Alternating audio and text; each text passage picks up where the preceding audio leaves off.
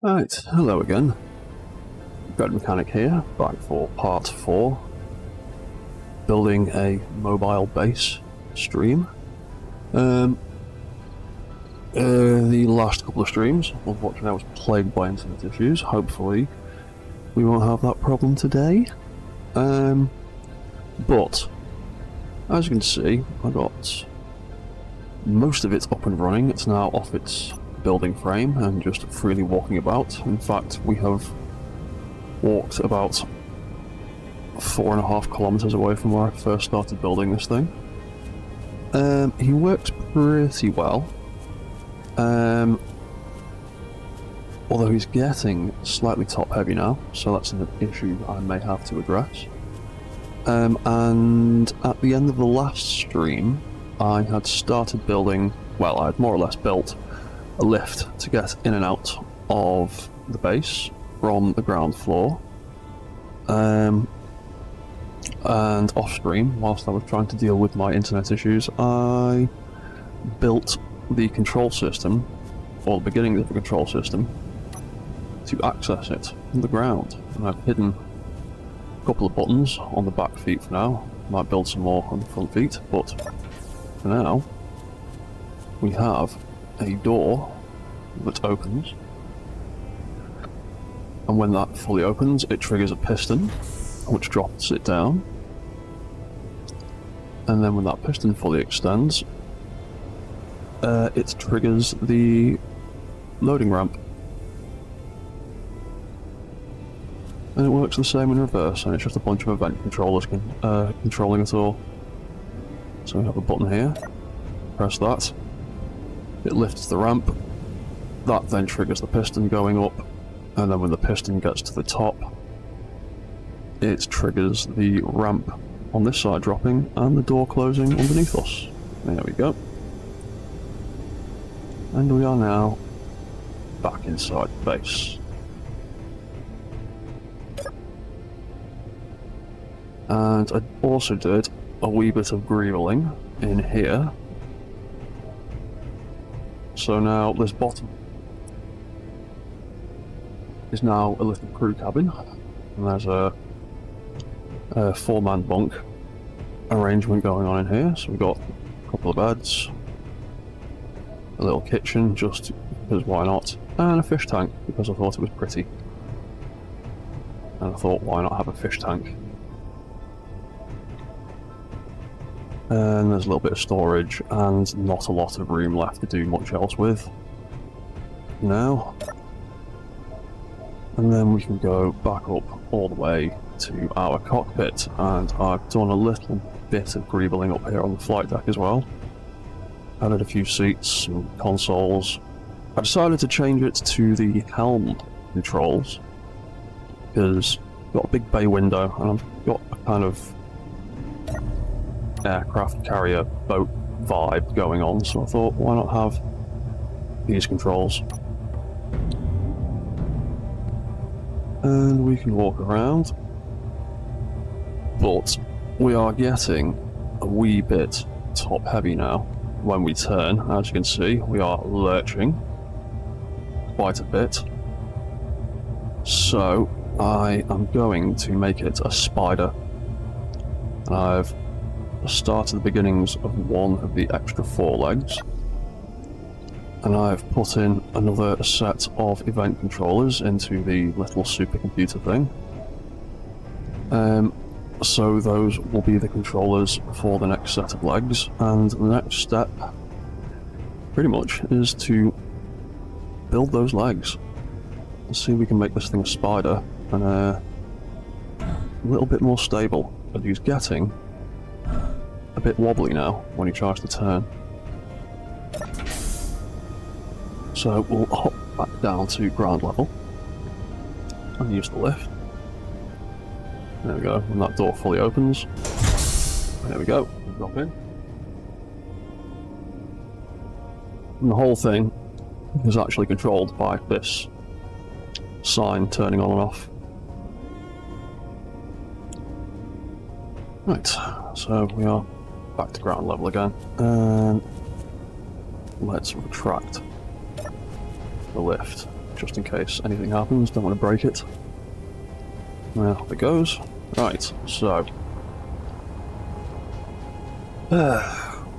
because he's so long, and now when he turns and all this weight at the top, yeah, he is wobbling and lurching. Well, he's not really wobbling, he's just lurching on a quite significant slant when he turns. So I want to make him into a spider, like I was saying. And we're going to make him a true spider. I'm going to give him 8 legs. And we are going to work out the complicated pattern of getting them all to work in sync with each other.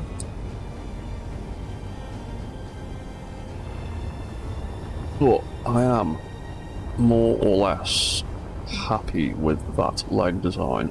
So, hoping the game will be kind enough to just let me cut it off.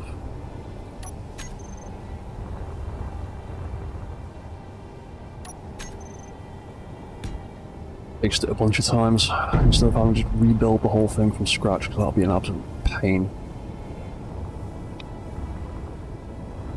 And I'm lazy. There we go, beautiful. Oh, that's so pasted that into the floor though, hasn't it? Yep. Whatever, we'll just copy and paste the whole thing in a second. Take it out the floor. Yeah, that's just pasting those tyres into the floor.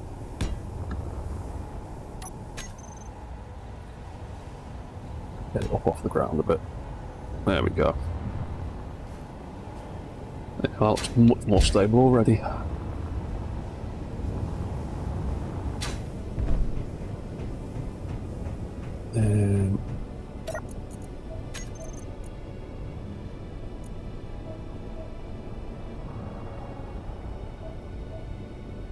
Right, good. So it hasn't turned into a station. Oh, shit.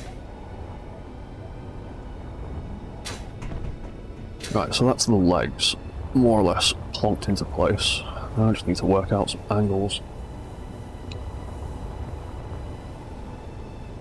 We're gonna go 30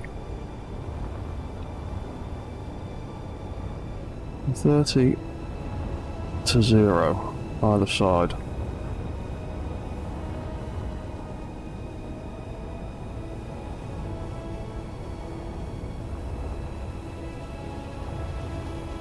That should give it a decent amount of balance at the side, I reckon. So, what was that? That was 0 and minus 30 and 0. So this one wants to be 0 and 30. So it's the other way around.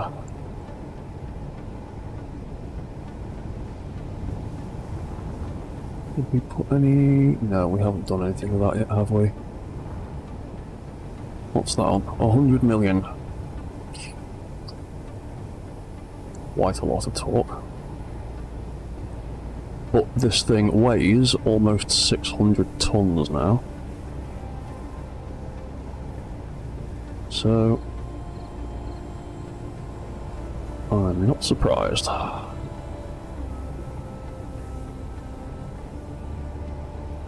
So we'll call that 100.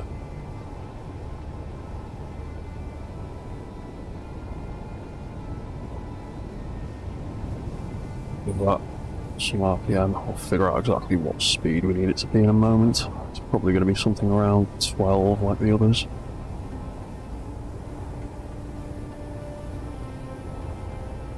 And that won't clash with that at its rearmost point. And that's plenty of space in the middle.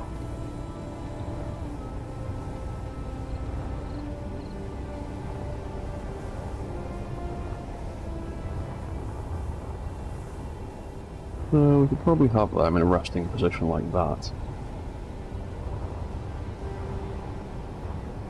Oh god, what am I going to name these things? This is going to be complicated. So we're going to have leg rotor.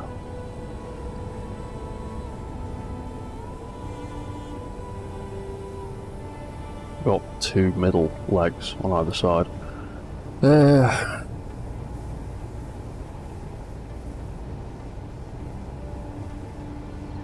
Middle, front, left, something like that. Middle, rear left. Yeah, I'll just do it like that. All that's doing is adding an extra digit to the little system I'm already using, so it won't be too bad.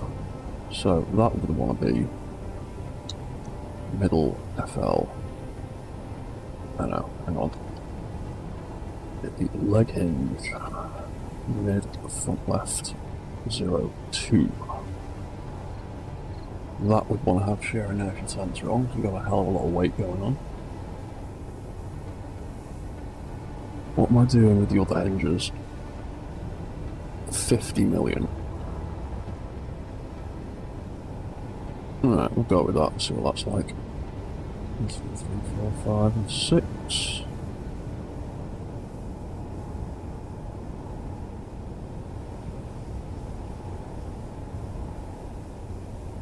That seems pretty solid. What speed are they going? Everything's going at 12 RPM, is it? We'll do that then. Although I think I might actually have to slow these legs down a little bit, because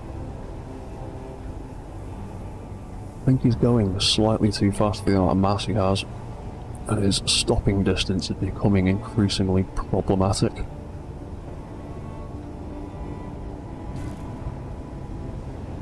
And then we would have leg hinge, middle, front left, 0, 3. That kind of makes sense.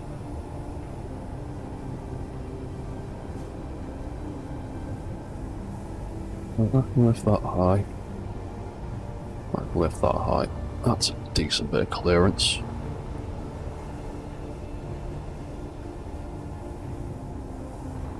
Calm down. Calm down. Yeah, that'll be fine. So let's... Did I? No, I didn't use it on the very end one, so we'll leave it off on that one as well. See what that's like. So we'll call this one 50 million as well. 1, 2, 3, 4, 5, 6 zeros makes 50 million.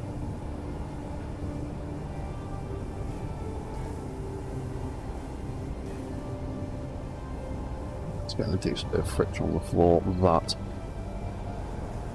we'll have to get set up properly. I need to name all those suspensions properly. Right, I think that is all the settings that leg needs. We should start copying and pasting that onto the other legs.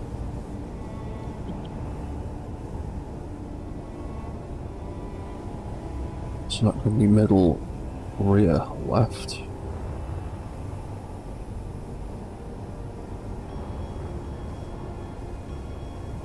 And that's going to be middle, rear, left. And then we need some lights eventually. We'll do that in a second.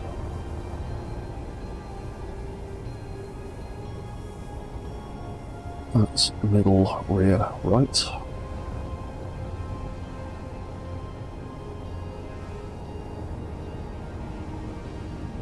That's middle, rear, right. And we need the settings from that one.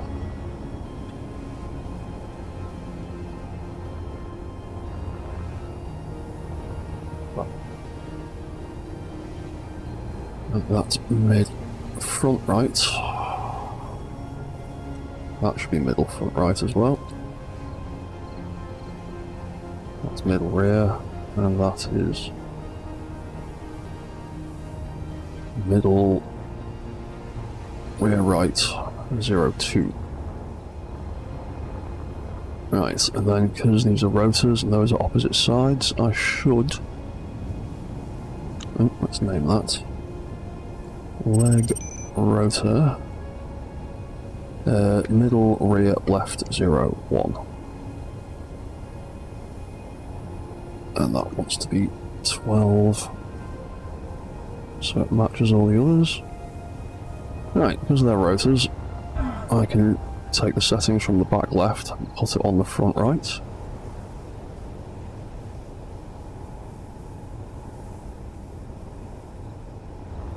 Do the opposite.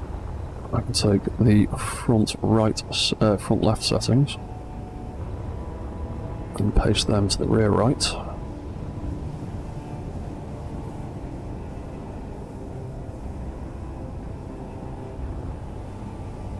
Cool. Now we have rotors that move like so,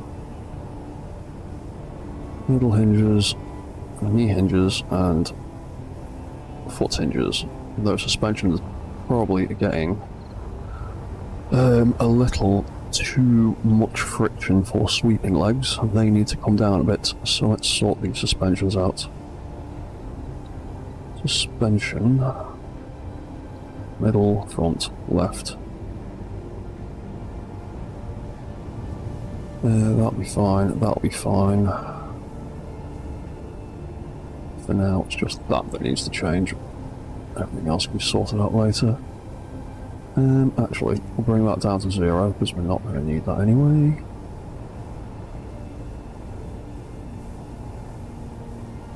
Strength. I'm going to leave that like that, so it's got a bit of cushion for now. So we can copy that.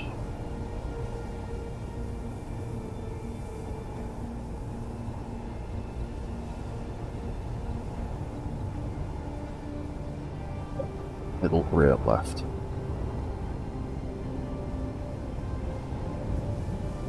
That's going to be mid, front, right. And that's going to be middle, rear, right. Now we need some lights to use as switches for our event controllers. So I could put what we got.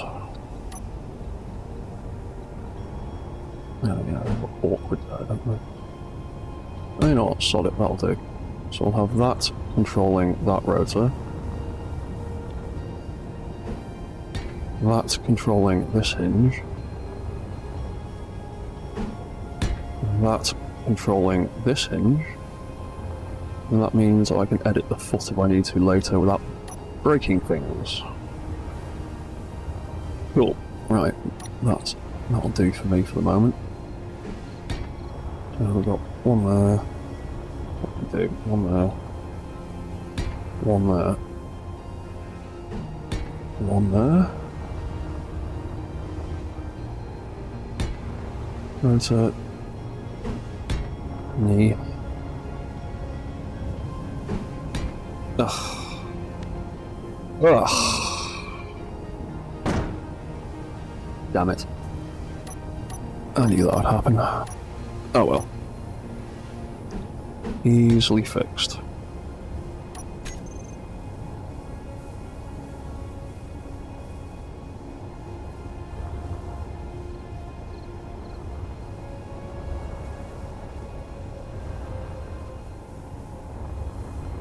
Apparently not. Apparently too close to the floor.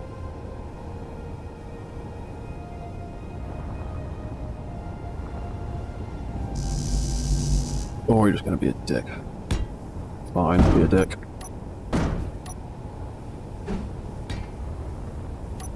Luckily, we haven't actually set anything up yet.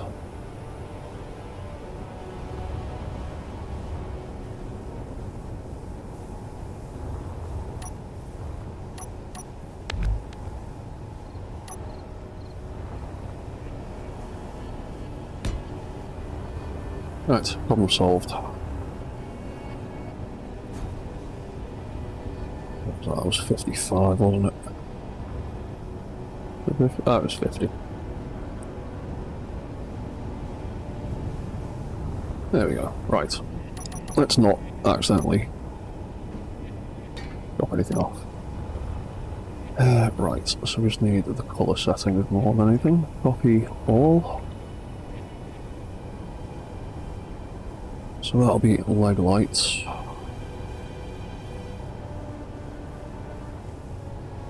Middle, front, right. 0, 1.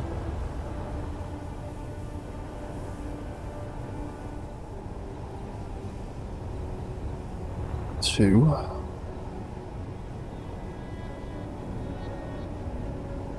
And 3.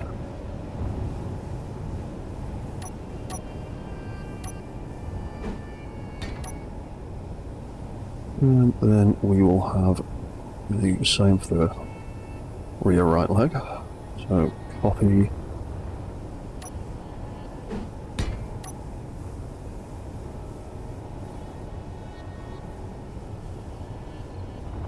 That can be number 2, and we need one more right there. Or number 3.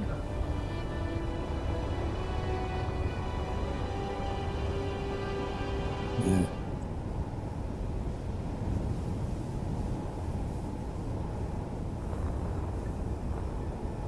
What leg's this? Front left.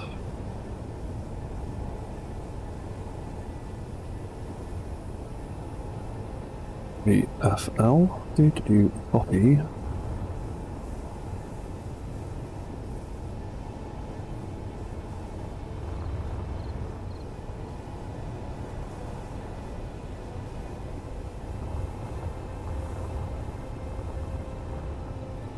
Right, last set of lights, and then we can start messing around programming all this nonsense.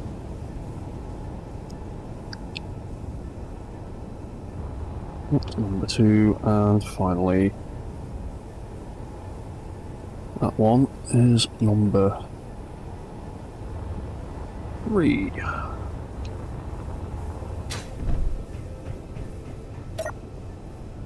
Right.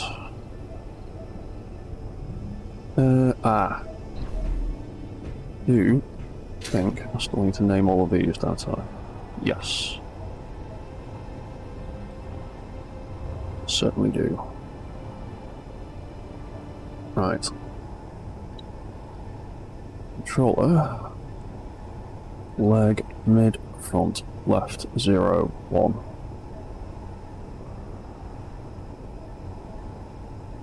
Again, this highlights the importance of naming things.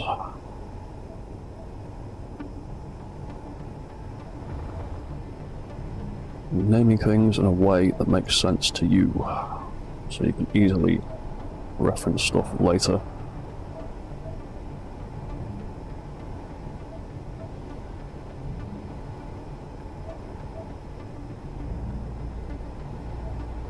So that's number 3.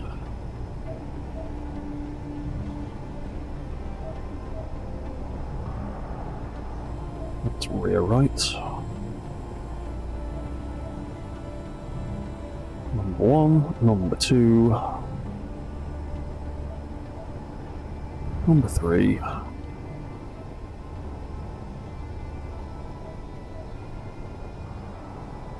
That's going to be front right.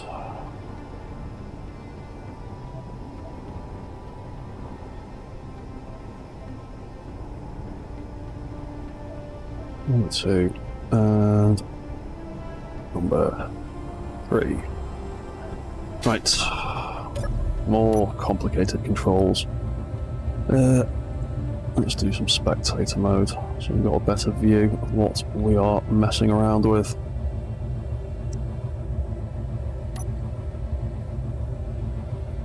Right. Leg, middle. Here we go. Well, we've got our front left controller. And these will all be block switched on and off.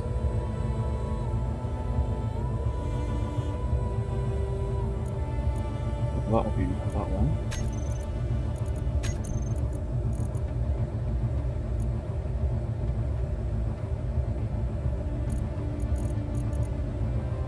it'll be leg rotor, that one.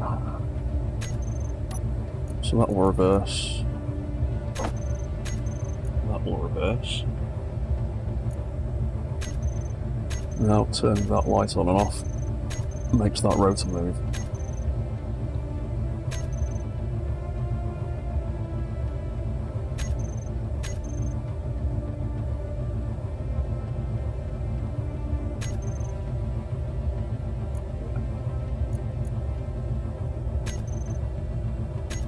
Want it to be facing forwards when it's switched on though. So off brings it to the middle, on makes it move forwards. Cool, that's part 1 of 12. So next one, leg light mid left 02.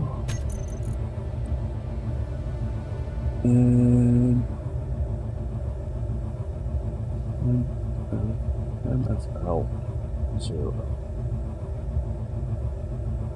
Just keep that on the clipboard. Hopefully you can use that to easily reference the other parts.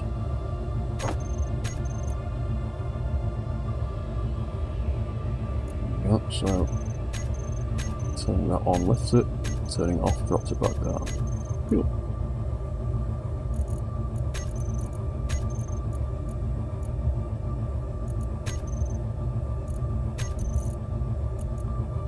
Got the third part of the leg.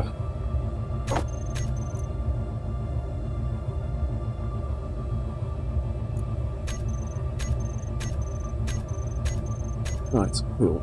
That's those.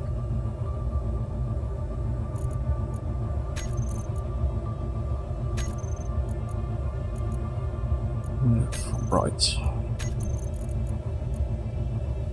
MFR. One now. This is the rotor, so we'll reverse that. And reverse that. Quick check. And that needs to be that way around when the light is on.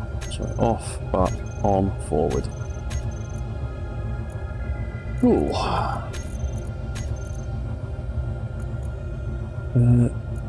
Front right 02. Reverse. Opposite reverse. And I will just assume these are working correctly. For now. Put that there. Put that there. So now, number 2 lifts. Number 3 lifts. We'll just about to see that in the back.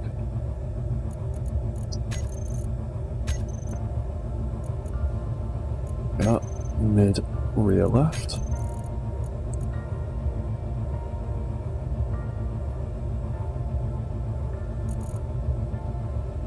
Now we've got that rotor, reversing and reversing. Now that one. Reverse that.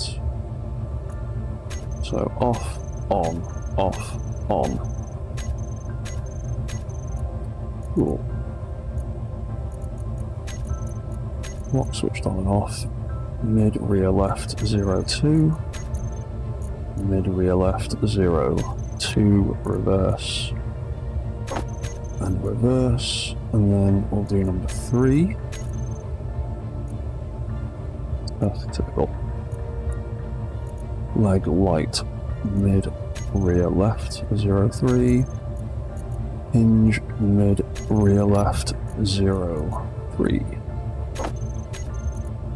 So now we've got a light that moves the top rotor, the middle hinge, and the end hinge. Cool. Right, last leg, and then we work out the programming pattern. Right, so block switched on and off. mid, rear, right. Leg light. There we go. So, rotor. And rotor. And I'm pretty sure that's going to be the wrong way around, so we'll reverse that now. And that is off, that is on, off, on. Cool. Block switched on and off. Mid rear right, light number 2. Mid rear right, hinge number 2. Reverse that twice, and then we'll do the last hinge in that leg. It's reverse, and opposite reverse, so the last 2 lights should lift the knee and lift the foot. Fantastic. Right,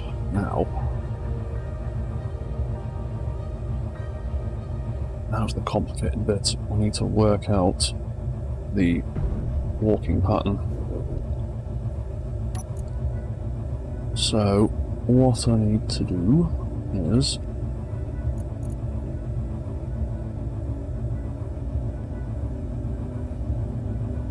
walk, start, stop controls.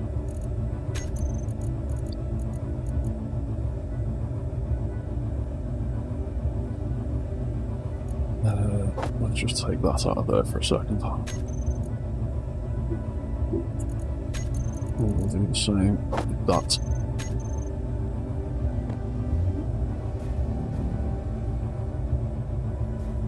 Yeah, let's get better viewpoint.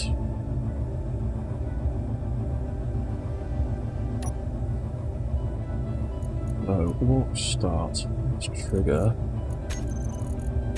you.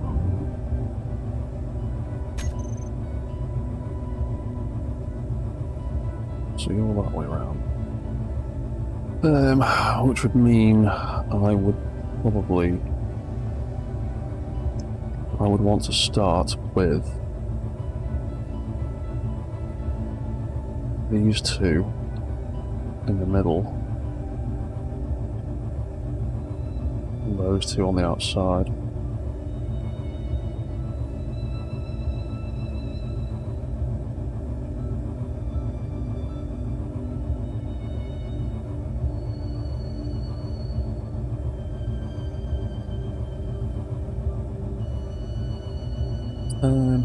Yeah. Oh. I need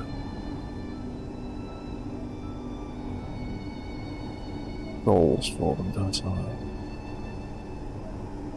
Yes, I need to make another set of event controllers for the actual step cycle, because I need to make a forward and a reverse.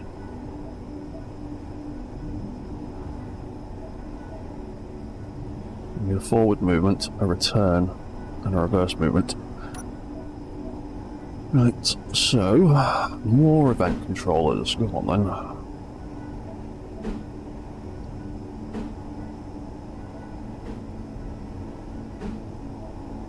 Yeah, I'll just keep going that way with them.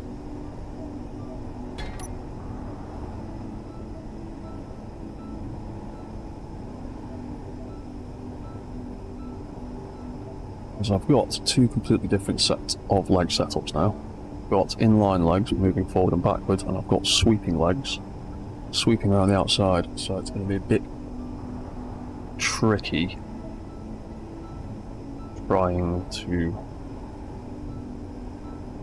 tie them. It won't be tricky, it'll be very complicated, and I don't think I'd have enough slots in the event controllers. So we'll do it this way. I'll make a whole separate set. That'll be mid, front, left, forward.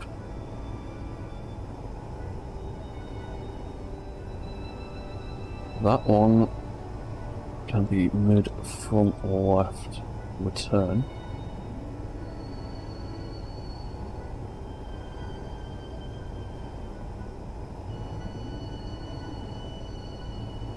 will actually be 0, 2. So that's what we'll actually be looking at.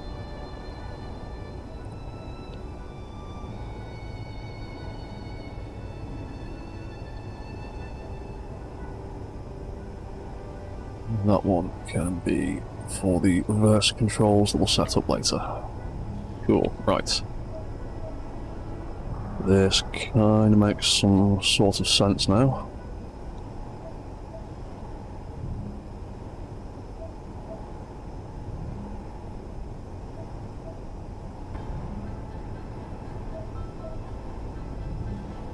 That'll be mid-left 0, 2, because we're going to look at the middle hinge rather than the end one for these legs.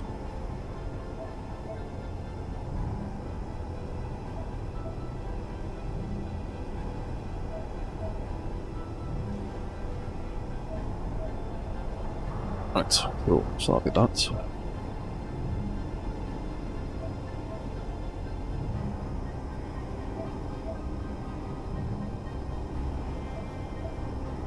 Mid for right.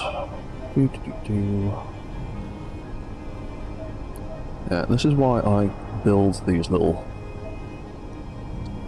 subgrid computers onto my large grid builds these days, because if I wanted to do all of this with large grid blocks, I would have filled half of the inside of this mech by now.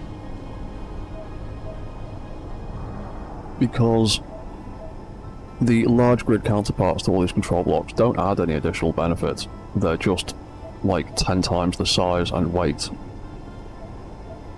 And take up a hell of a lot more space.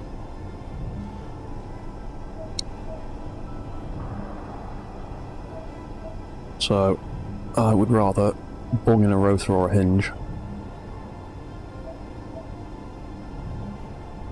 and pop some small grid bits on it, because you get the exact same functionality out of it.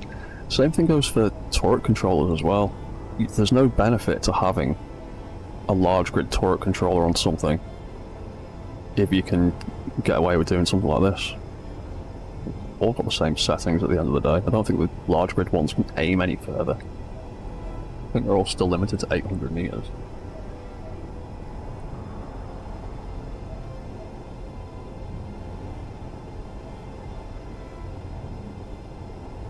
Like, if the large grid ones had an actual benefit over the small grid ones, then it probably makes sense, but other than that, it's just a massive, massive, massive waste of space and resources. Maybe do something like this that's possibly a little bit clangy, but can save you a hell of a lot of space. Alright, 0, 2, Right, I think that is all bits I need to make these legs move now. So, we've got walk, middle, front.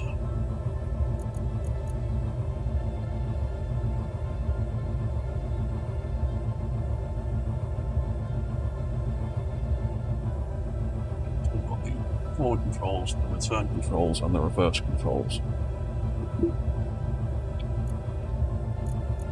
So, this first one will be block switched on and off.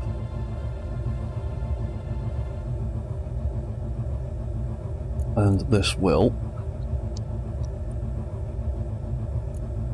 be controlling, or be controlled by, that first leg light. And when that turns on,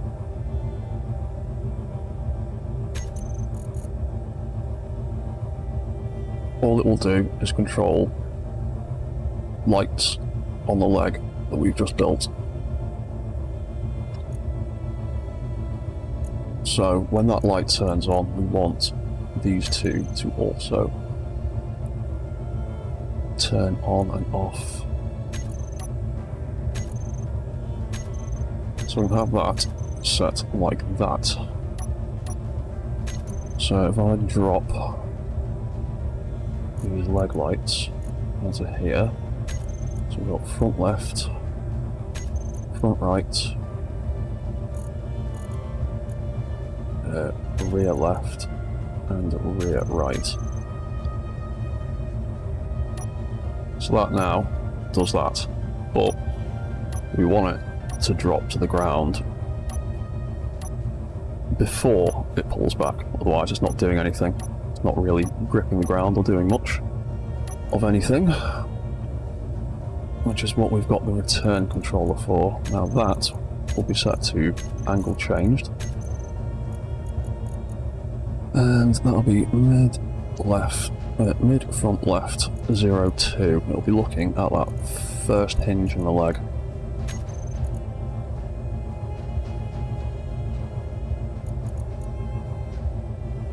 And when that mid front left 02, when that hinge gets to the top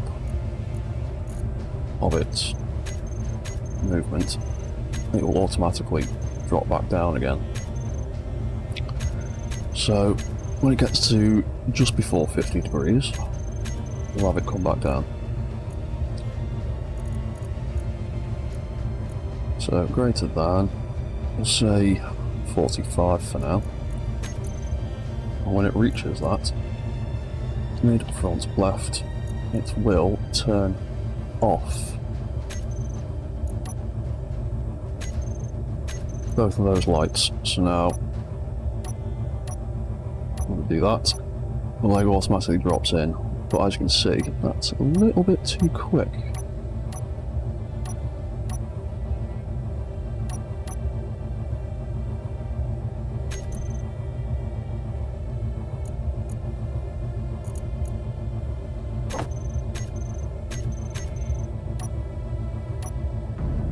Considering that's how long it takes one of the front legs to go through its cycle. A lot of grip in them wheels.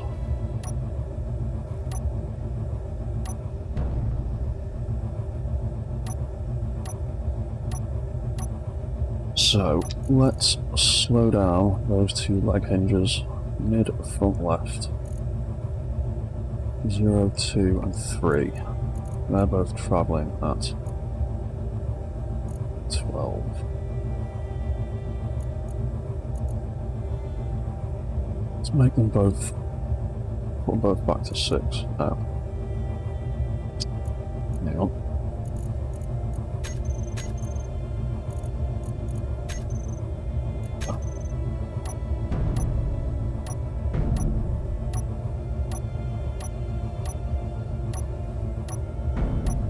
That seems a little bit more reasonable.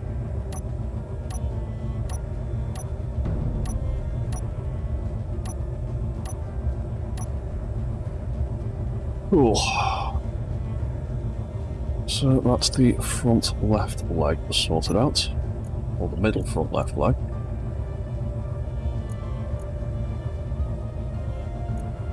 Going forwards anyway. Mid front right 0. Cool. Right, so we'll do the same thing with the front right, so that'll be a switch on and off affair as well. Mid front right 0 leg light. There it is. Front right leg light. When that turns on, mid front right 0, it will turn on and off those two lights. So once again, we've got it doing that, and we need it to return before it gets to the end of its cycle.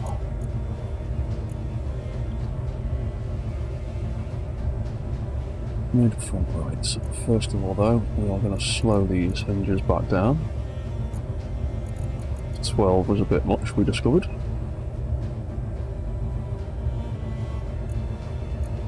Oh, I think I've got one of those hinges backwards. Yeah, well, it is what it is.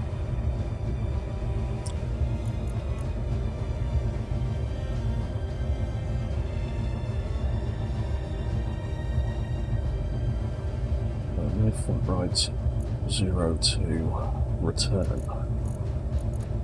So what did we decide? We decided on angle changed greater than 45. Mid front right 0 to leg hinge. And when it hits that threshold, mid front right 0 to light will turn off, and number 3 will turn off. So there we go. And that rotor's probably going to want to slow down a little bit as well, but we can do that when we start fiddling with the actual walk cycle. Right, so middle, rear, right. Same again. Lock switched on and off. Mid, rear, right. 0, 1. Leg right. When that turns on, mid, rear, right. 0, 2. Lights should turn on and off.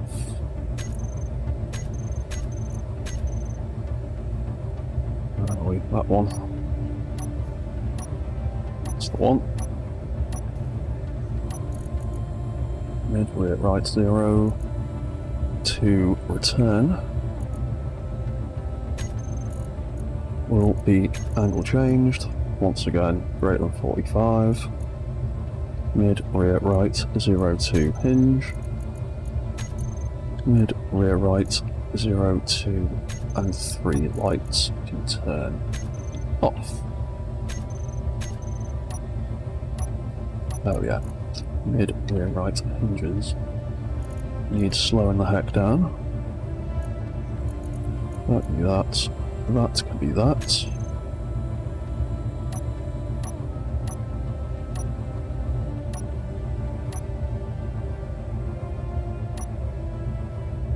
Oh, hang on, that's the wrong way around. Want to lift when it goes that way. Oh yes, walk. In fact, mid, rear, right. I always forget. These are the other way around.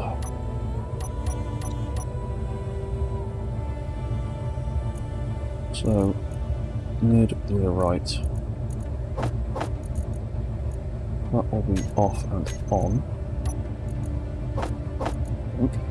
That will be off and on, I think. Yeah, that's the one. Otherwise, we'd be pushing backwards. There we go.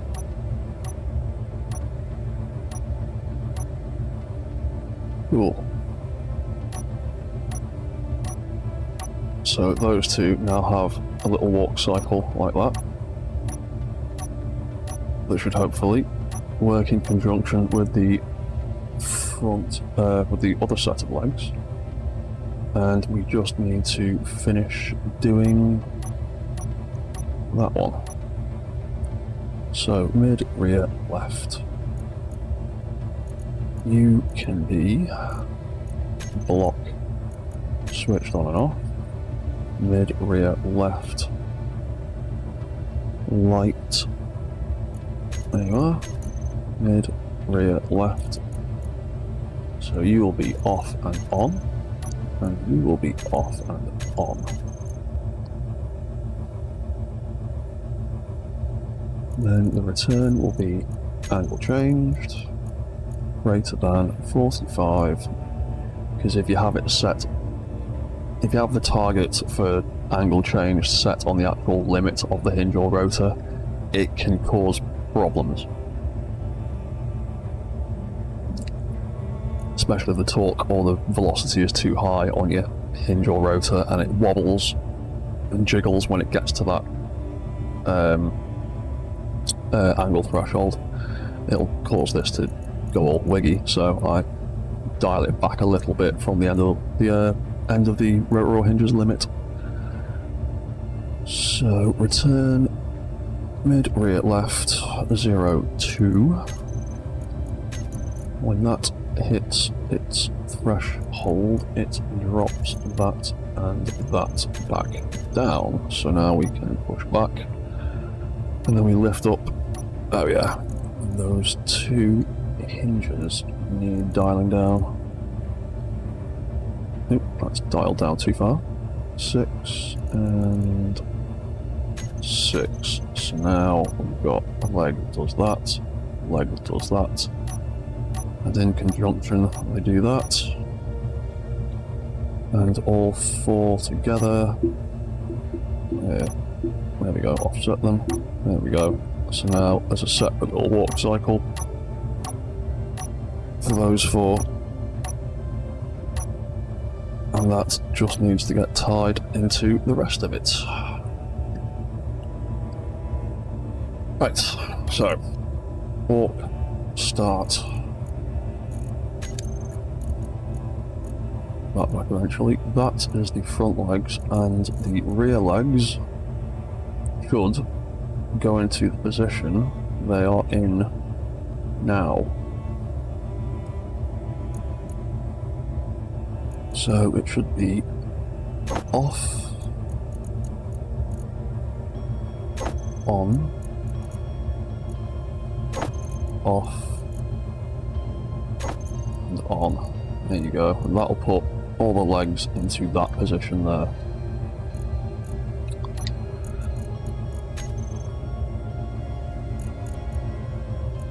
Stick that back in there. And then we need to add these new lights to the walk cycle. And all we need to do is have them toggle on off, so that every time this timer gets triggered it alternates which way around the lights are set.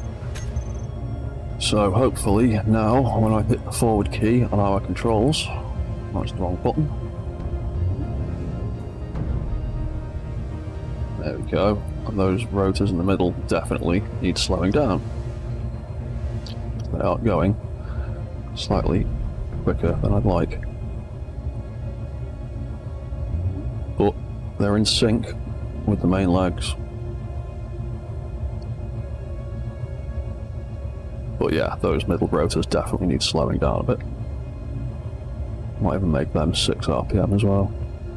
So they're not actually travelling as far as the other ones. Cool.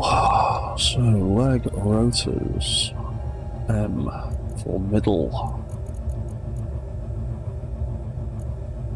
Let's slow them down by half.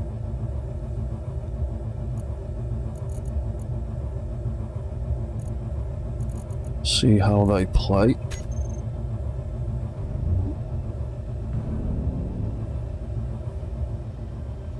Oh yeah, they were going like double the speed they needed to really. That's much nicer.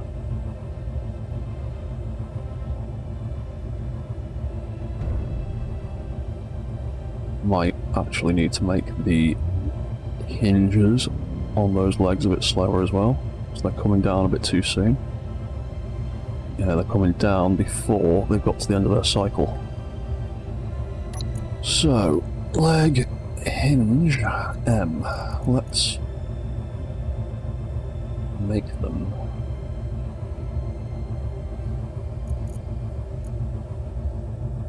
They're that way round, they're that way round. So let's make all of the number 2 ones -3 instead, and all the 3 ones would be +3 instead.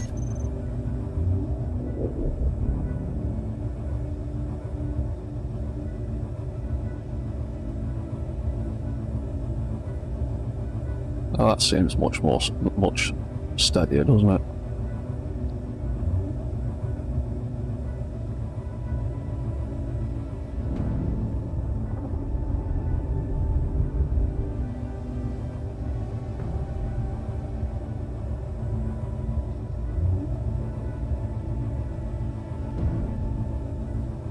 Yeah, that's much nicer.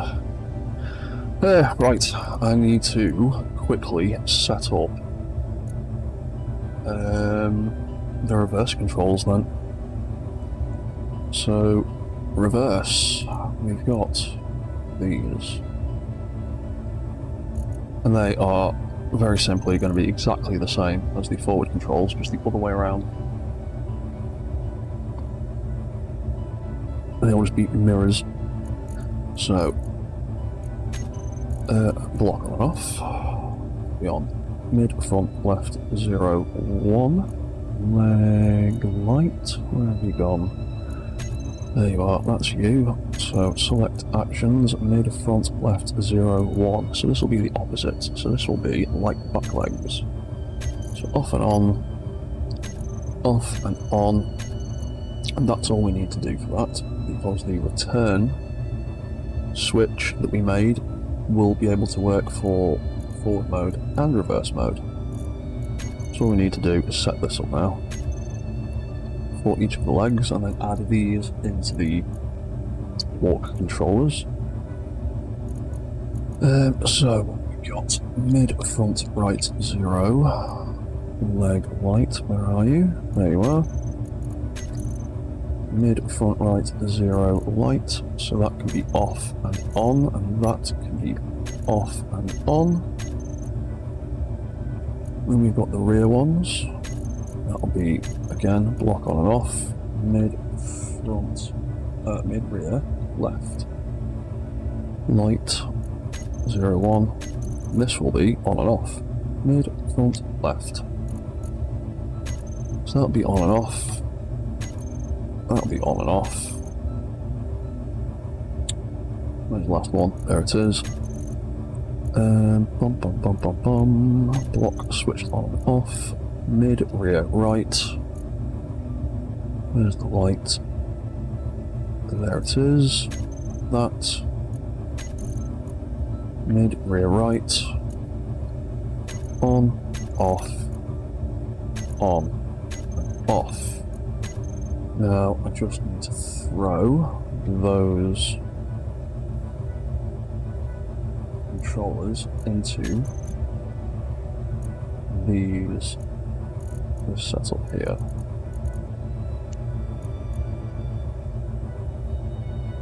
That's all the forward controls for the first set of legs.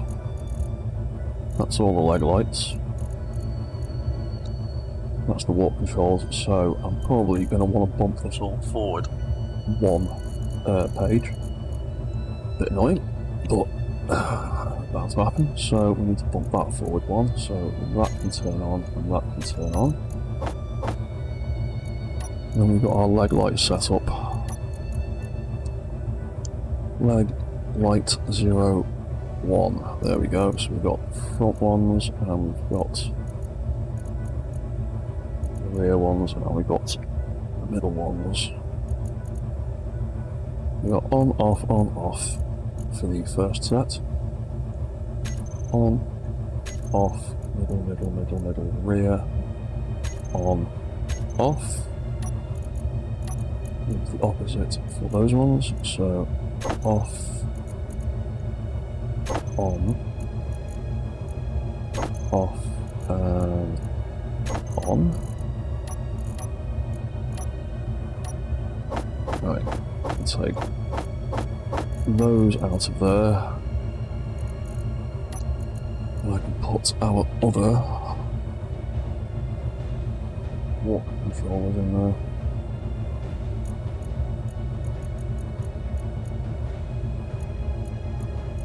It's all of these ones. Well, most of these ones. Mid, forward. So we've got 1, 2, 3, 4. And the return controls.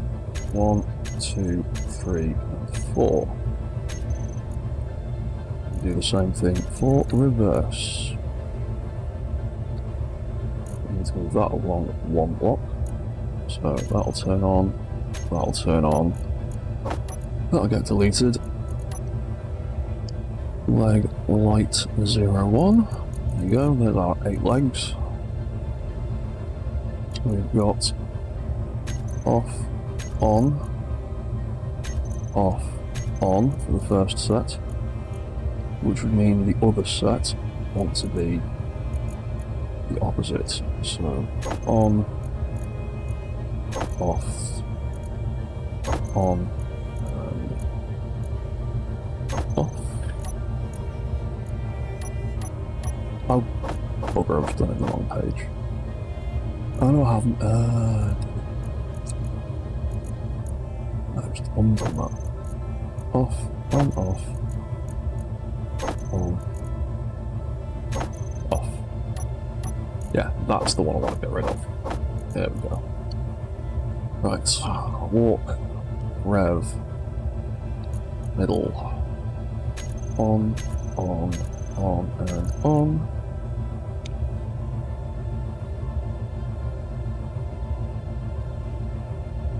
And then the turn controls for the middle legs will go on and on and on and on. And then we need to change a few things with stop.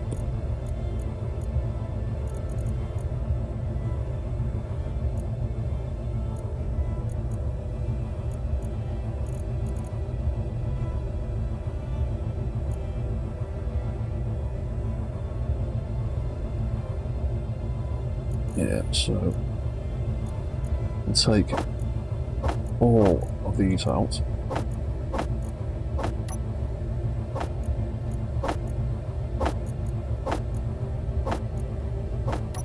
Well, let's rebuild all of that, because that is literally turning all the warp controllers off. We can make that make a bit more sense. Warp control forward. 1, 2, 3, 4, 5, 6, 7. That one we stay on. So it's. Well, it's 8 legs, isn't it? So 8 slots. So off, off, off, off, off, off, off, and off. Warp controller reverse. They can all go off.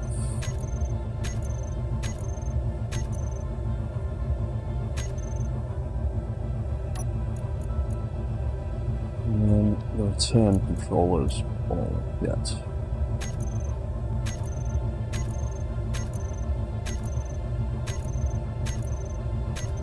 off as well. And then we've got all of these beautiful leg lights. 1, 2, 3. That's the first leg. Second leg.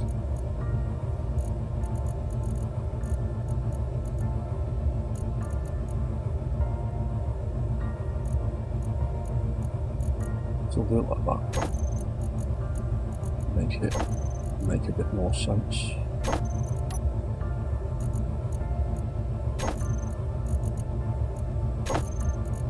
This way, as a fail-safe, all the legs will reset to this default position, but I want the middle legs to point out, not in, so I need to remember to turn them on. That was the middle left. 0, 3, middle right, turn on. Go off. Go off.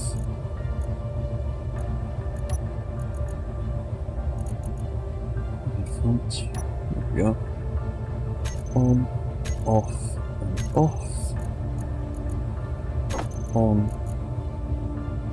off, and off. They can all go off. They can all go off. So, theoretically, I hit that, everything goes back to its default position. Then I hit the forward button and start walking. If I let go, everything resets. If I hit reverse, something ain't working there. 2 of them are.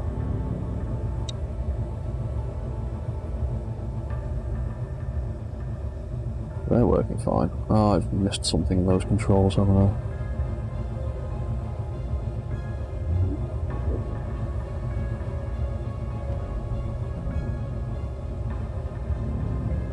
Yeah.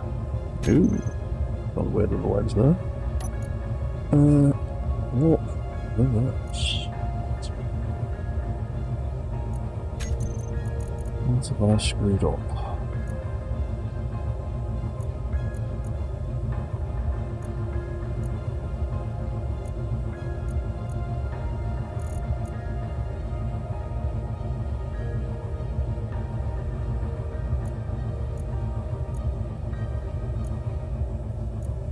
Front step as they should be.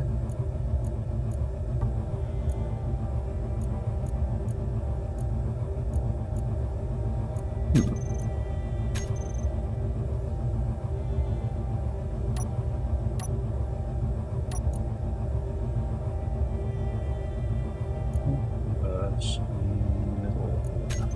turn it on.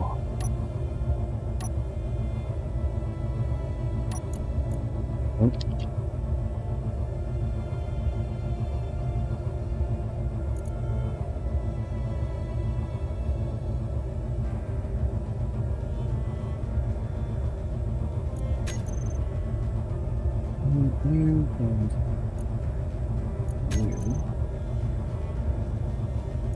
New and new. Oh wait, no, hang on. Forward was working fine, wasn't it? Oh no.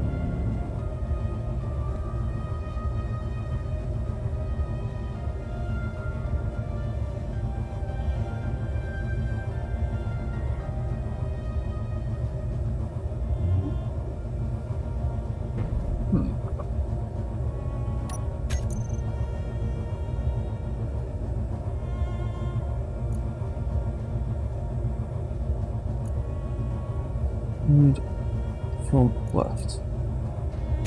Oh, you. And rear left.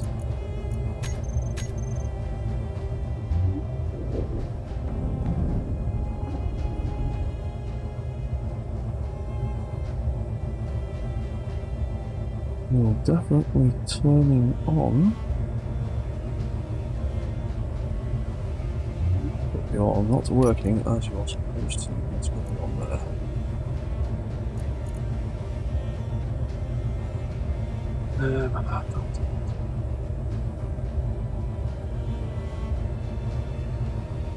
Rear left, middle.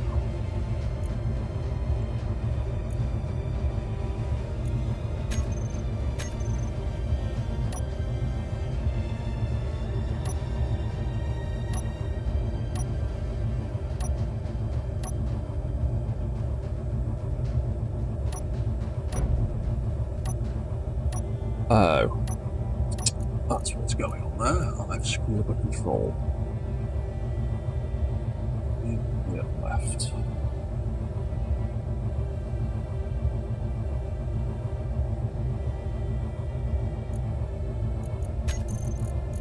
Bummer.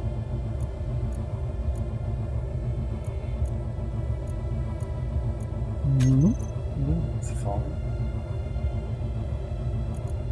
Oh, is it that one? Oh.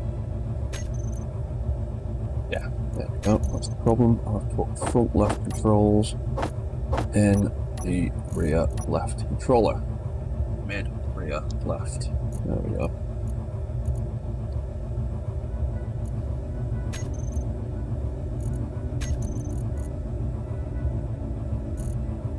Mid rear left. On, off, on, off.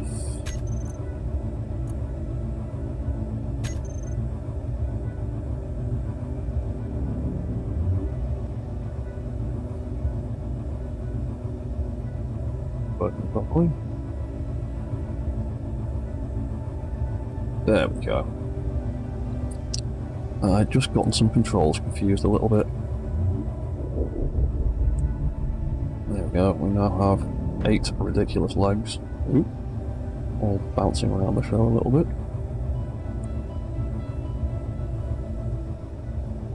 That bounce about.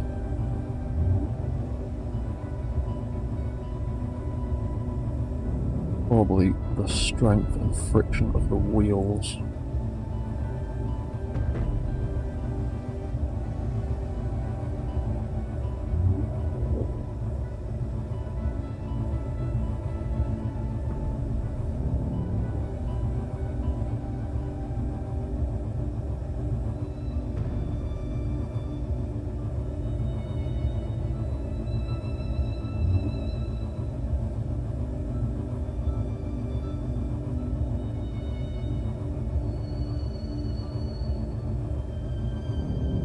There we go.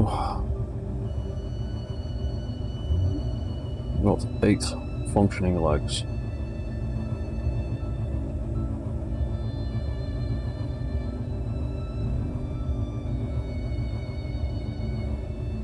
Ooh, there's still a bit of bounce in that. What's that about? Ooh, what's that about?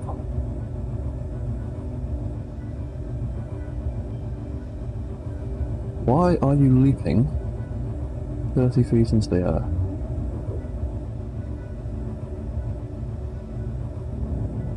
I think it's a friction issue on suspension. I think it's too high, I think 50 is a bit much.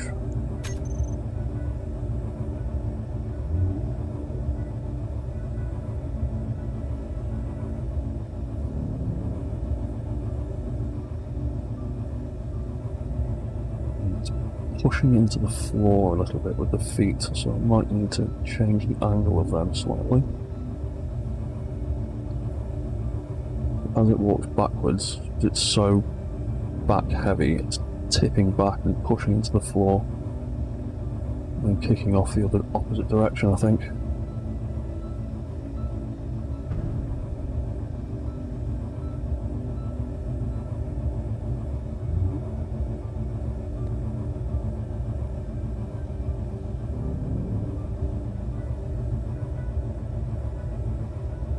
Right, cool. I'm happy with that. So we now have a whole bunch of functioning legs.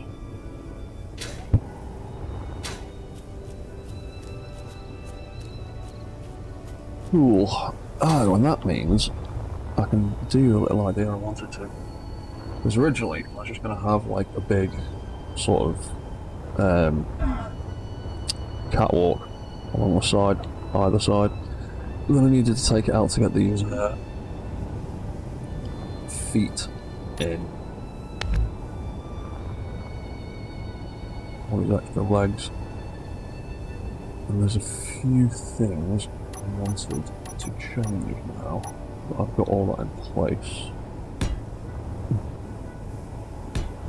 I'll add something like that either side to provide a little bit more sturdiness, and because I've just about got the space to do it,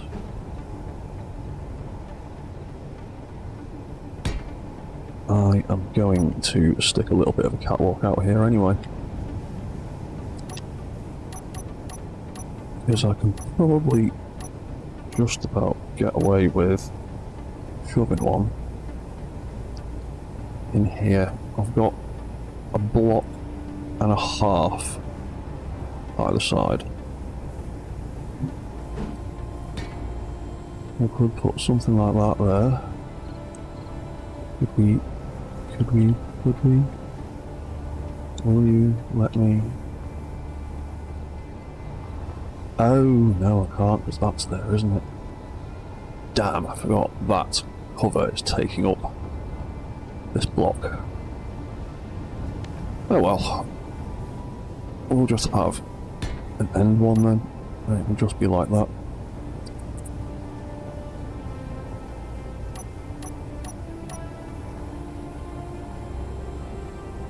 Yeah, just be like that.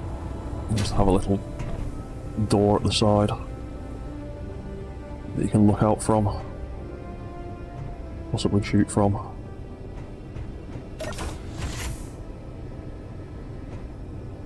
I need to figure out the lighting situation in here.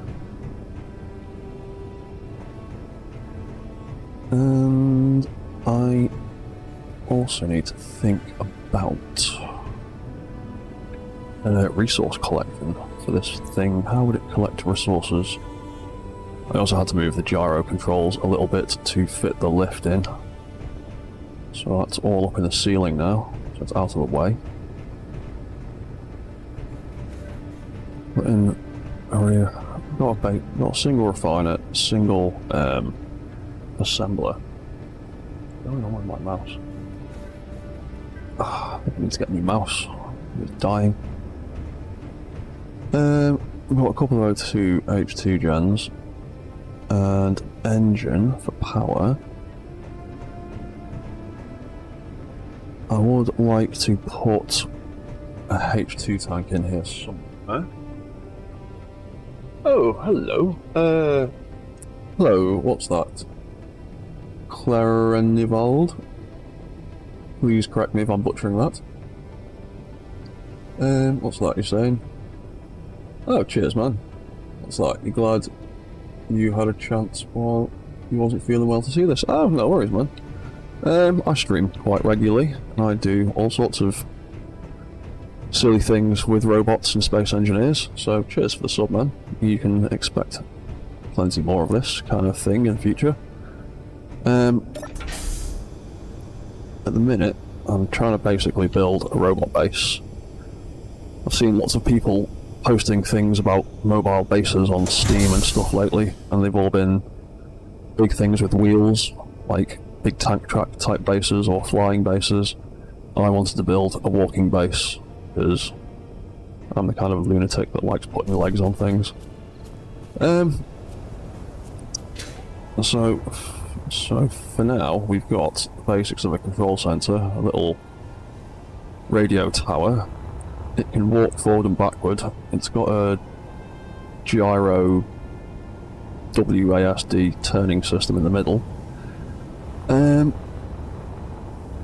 It's got the basics of some production. Now I wanted to think about how this thing could collect resources, and I'm tempted to put some kind of drilling arm apparatus down here that could be extendable and controllable. Oh, hey Brad, how you doing?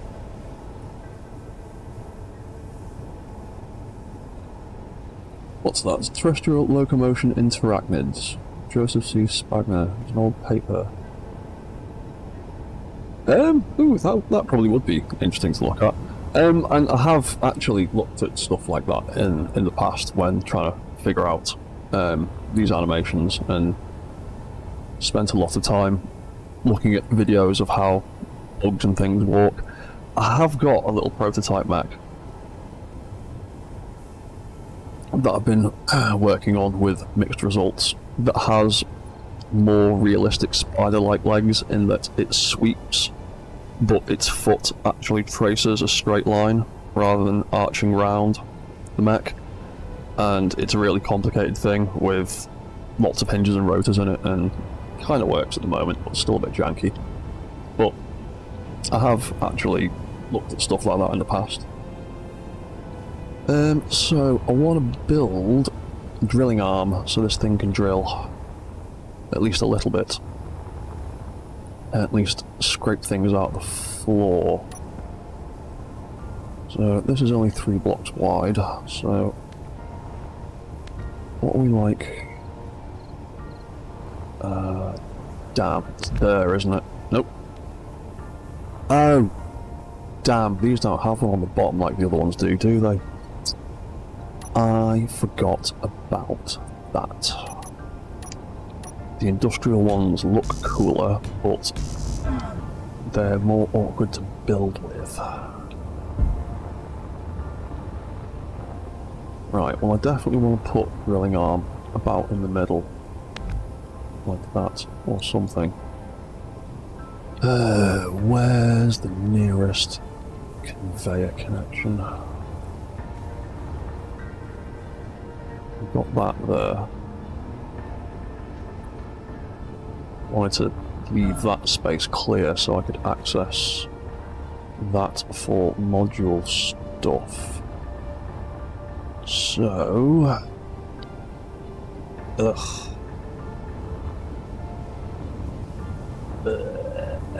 Oh, hang on. Ah, bollocks.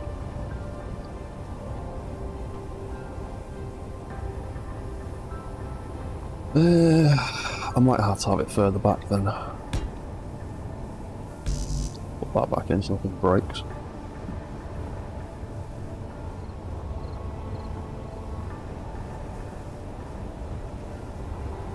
Because I don't want to change that to the Wild Wild West. Little bit. I have kind of always wanted to build a large grid version of that giant spider from that stupid film. It's an absolutely ridiculous film, but I really enjoy steampunk cowboy nonsense.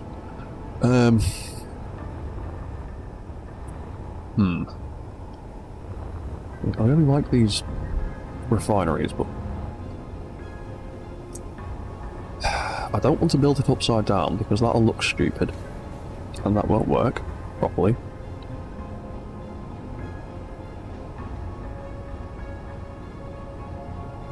I may just have to run a tube through there and build a ladder over the top so I can still access this, because without completely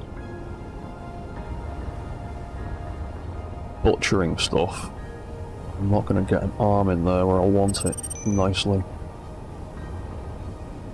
So, yeah, I think I'm just going to do that.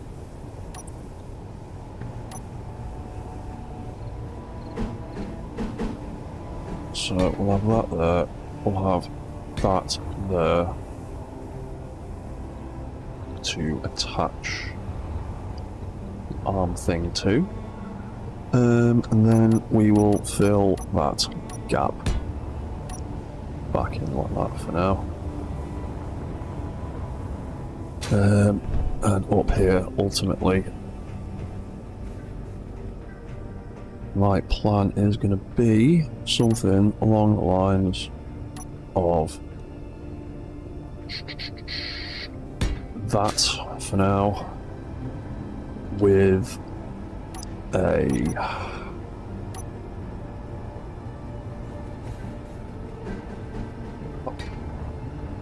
ladder over the top and a, well, steps over the top, ladder down the back. And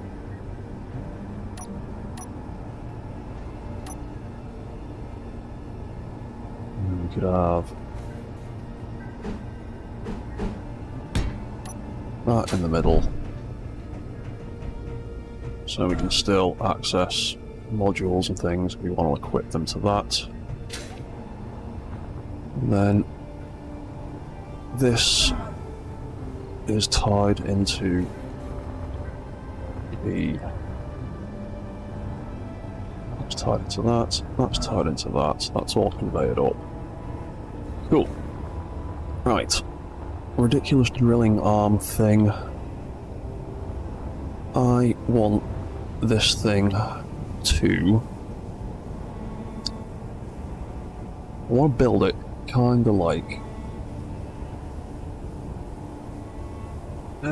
if you can dare me all you like, I already want to do it.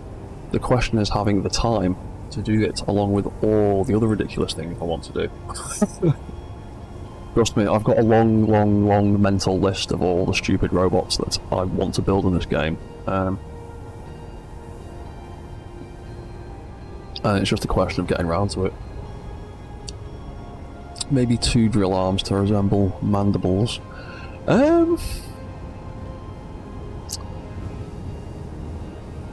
Yeah, sod it, go on. Let's go ridiculous. Because I've built a little 4-man cabin crew into this thing now. So we could potentially have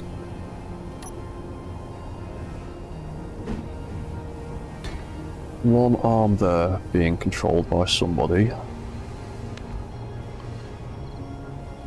another arm there being controlled by another member of the crew,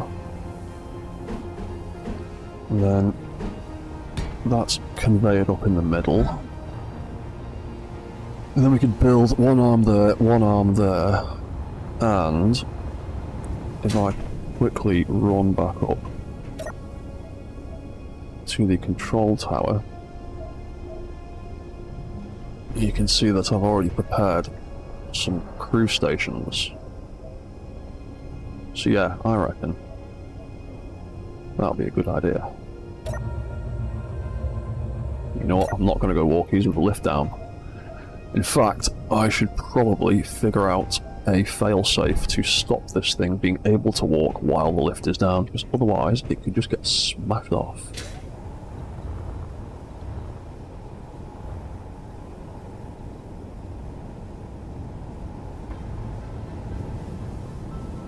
This idea with what a Jawa sandcrawler that makes money in the scrap trade.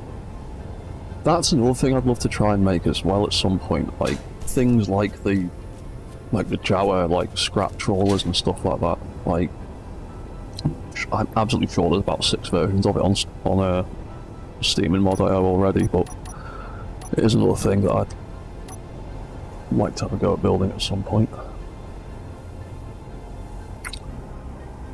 So, how should we do this then? We can have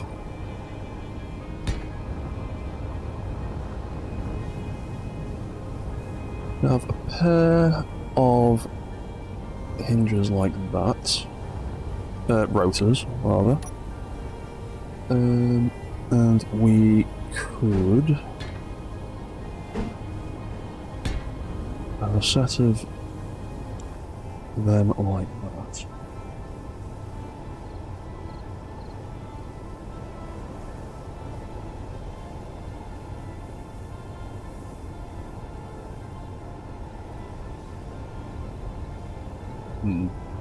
Then again, it's so low to the ground, I don't... Oh, actually. So, I have that like that. And then I could...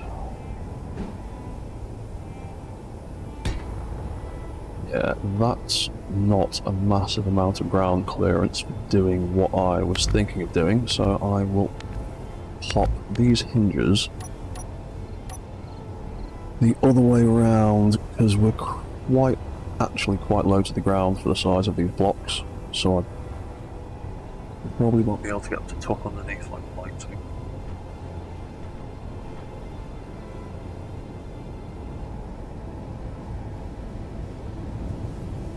Or we could have the two sections fold in the opposite direction instead. Do it like that.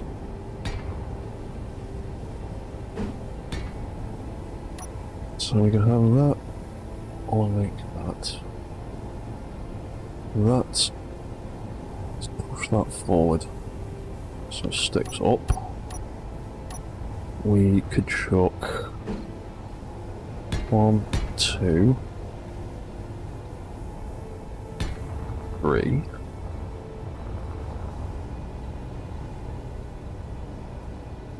Again, this is still really quite low.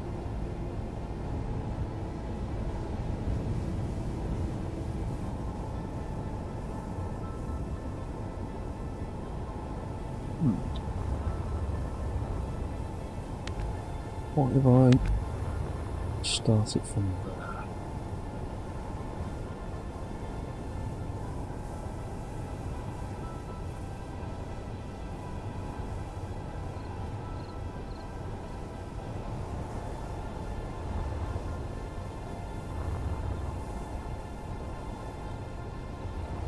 So that's as high as that'll be able to lift, and if I stick anything else, it'll hang even lower, and that's very susceptible.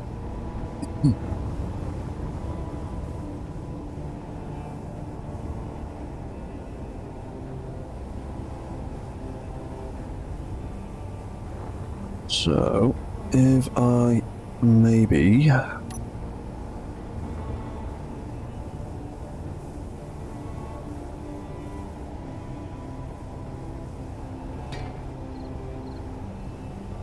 have an arm pointing out from there instead. So, bye-bye ladder. We'll replace you in a little bit. No, don't you worry.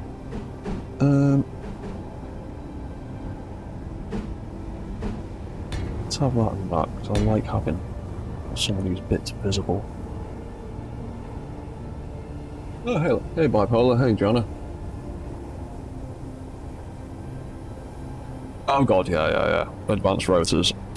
To be honest, I almost always use advanced rotors just by default, because I've made that mistake so many times. I've drilled it into myself to make sure to use advanced rotors. And then sometimes I end up using them when I don't need them.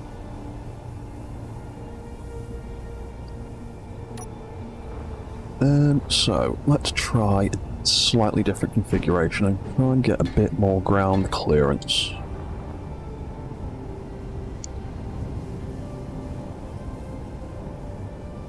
Because we could do that.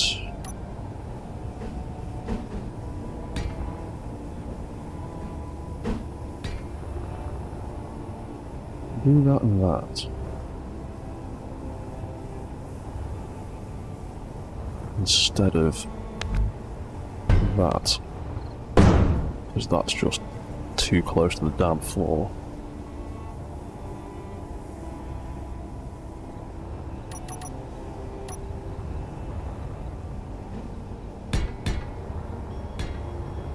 Oop. Too many.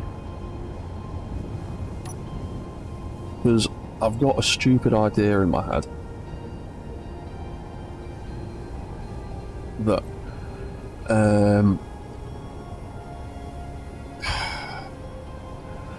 I've got a stupid idea. I want to try and set up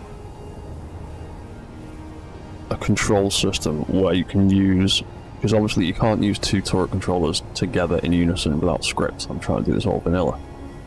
So I've got an idea in my head where I want to have the arm in two sections, fully articulated, and have the end of the arm controlled with the mouse, and have the bottom section that I've got here kind of controlled with WASD controls. So you can move it up and down, turn it left and right with those controls.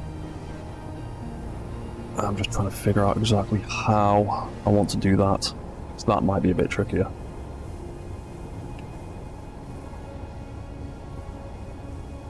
That might require some subgrid shenanigans to separate out thrusters.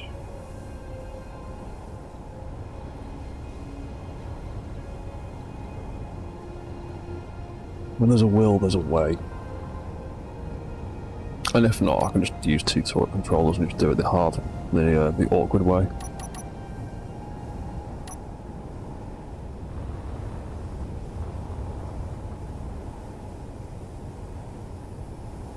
So, I want them to kind of fold up a little bit as well.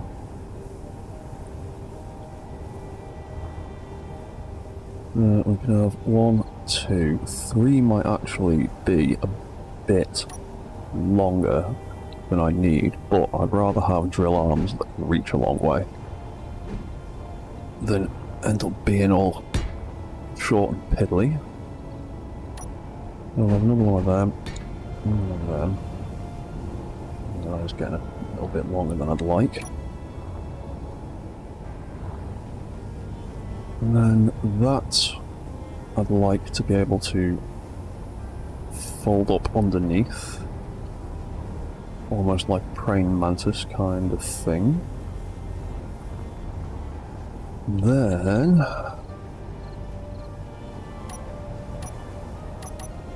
I want a conveyor connection and a piston, and then a drill.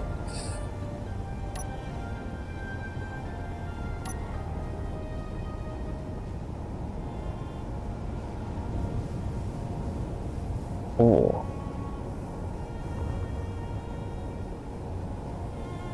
do I want that section to be the extendable piston? Because once I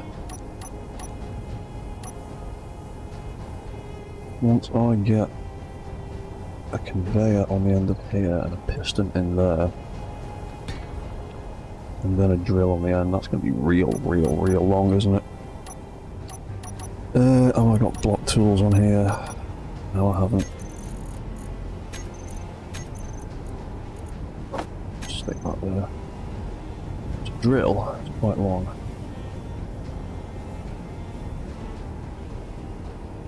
Yeah, I think I might do it that way. Put that out. Because I want the arm to be extendable. At least a little bit. And then I want the arm to be articulated. So that can move. That can move. That needs... Actually... I might use one of them.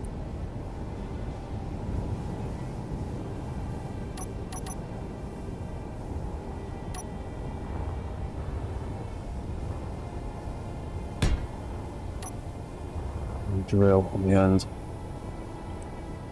is that way. Be able to come all the way back. Ooh, these are going to need some shear inertia tensor. That one. That's one for now, at least.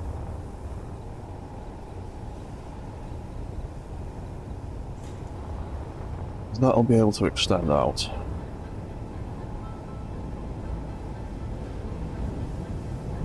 That'll be able to lift, that'll be able to turn, that'll be able to lift and turn. And you can be able to dig, what, they extend 10 metres, about 15 metres into the ground. And then when it's all said and done, that can reverse up.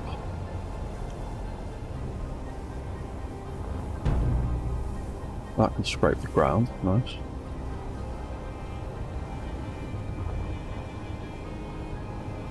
That can live up there, about in line with that. Is about 30 degrees, so we'll go with that. Or that minus 30.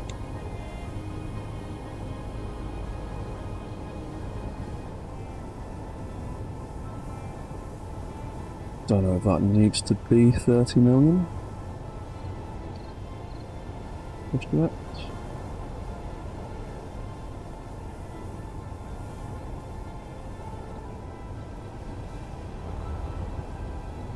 We've got a bit jiggle going on in here.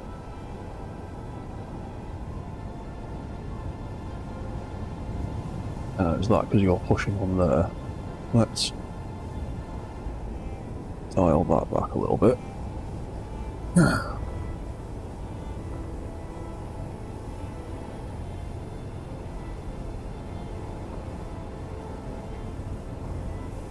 Who's causing that jiggle? You're doing a fair bit of it.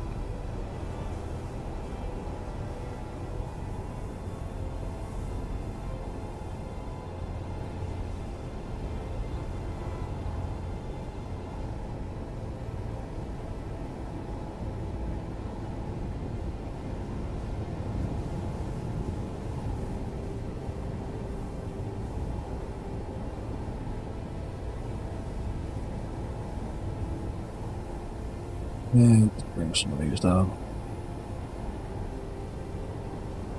Then again, it might just be a general subgrid issue. Too many subgrids, and things will just start to jiggle.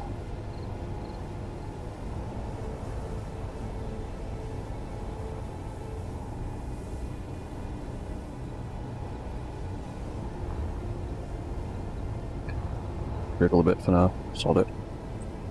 It is what it is.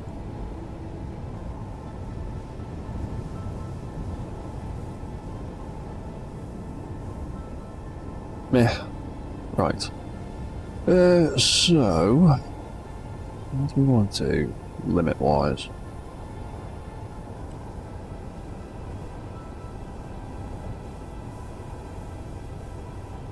Well, we'll just set up some basic limits. It's not a good idea to start small and then you can expand from there.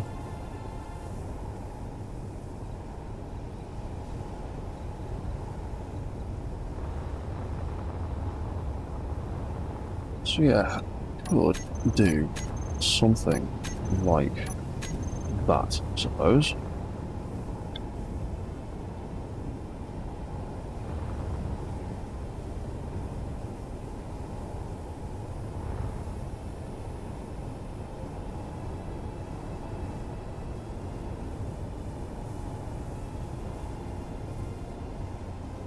At -10, shall we say that go as far as -30? -90, why not? All the way over. So that could reach all the way out there.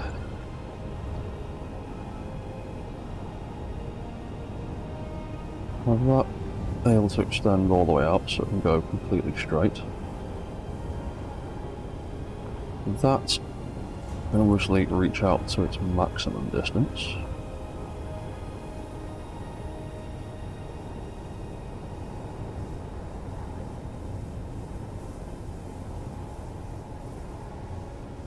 These get -10 and 10 for now, see what that's like. Yeah, so that would want to be able to go all the way over, wouldn't it?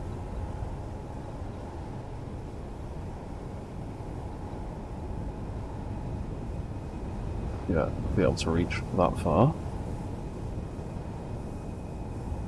And that can obviously curl all the way under, so that can easily do everything underneath there.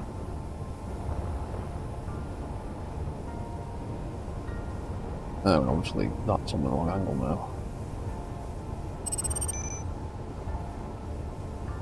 Ah, that'd be an issue.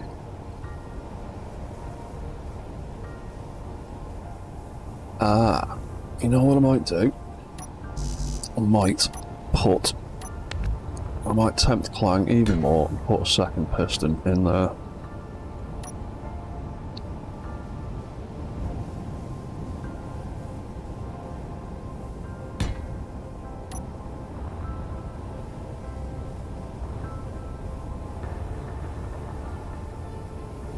Because that way we can reach all the way out there. Because otherwise, that rotor in that orientation, without flipping it and making it lower again, just causing a problem, or sticking it on its side there and screwing up the conveyor system.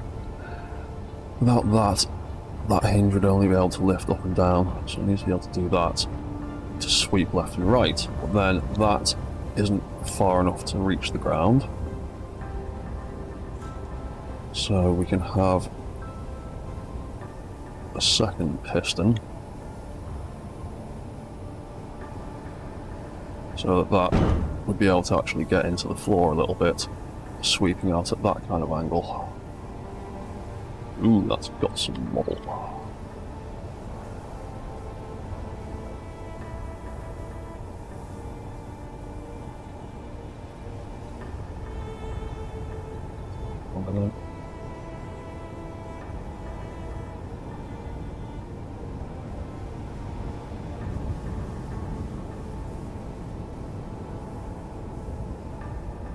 That's a bit better.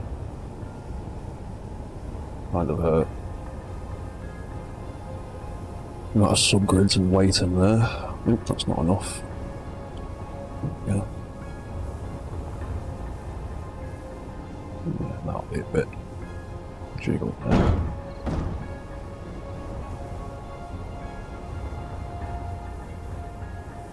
Yeah, that could just about work. So that can fold up.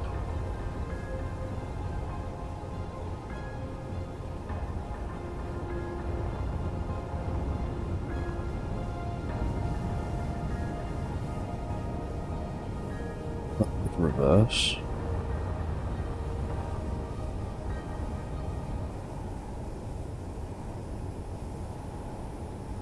That can reverse.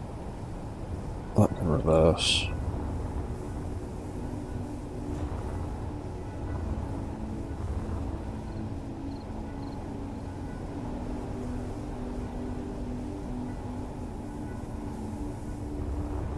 And that could sit kind of like that, like a little claw on the front. That's not too bad, and we can work out some other nonsense with... Yeah, I'm going to do those controls.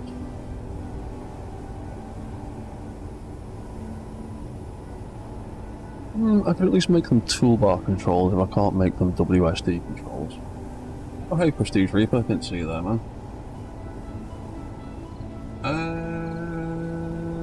I've not been on Discord today, I don't think I've seen that message. I will have a look at it later on.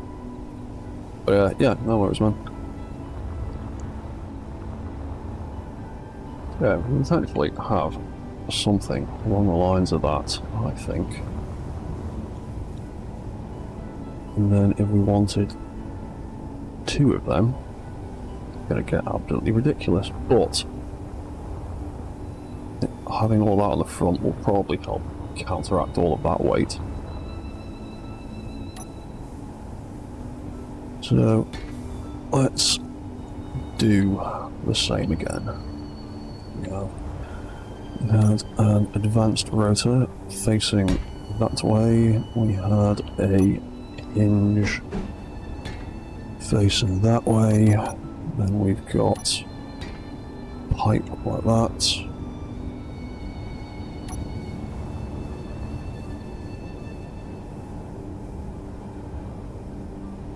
That. Stick that in there.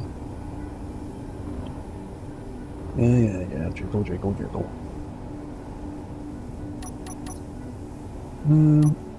Bum. Pop that on there. And then a drill. Oh, you know what? I want the drills be the same way around.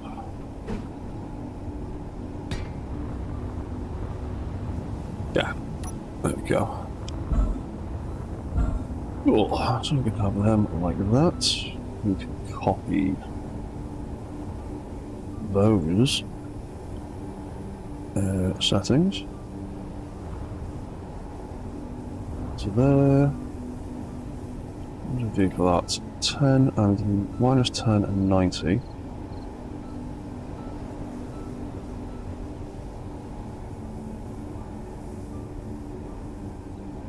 So that can be 10. That could be 10 and minus 90. Goes all around the other way.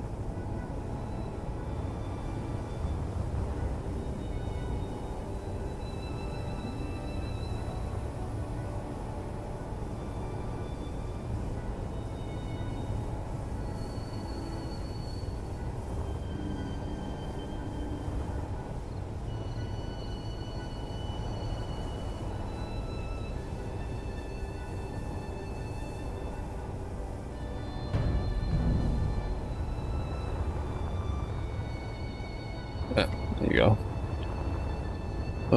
Some ridiculous mantis arm type drill attachments on the front like that. They sit there quite nicely like that for now. I might need to completely redo all of the angles on them, but that's just a rough working idea for now.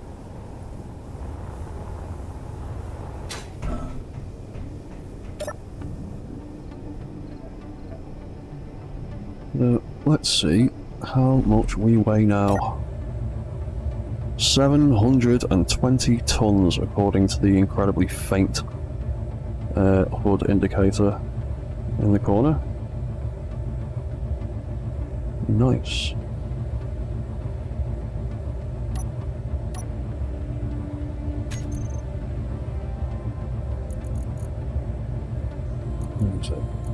Let's just stick that on there for now, so I can retract the lift.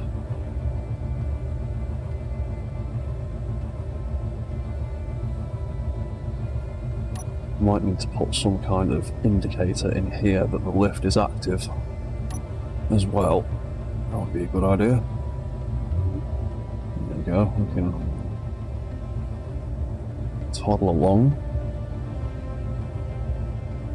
fairly comfortably. Absolutely volley that tree out of the way.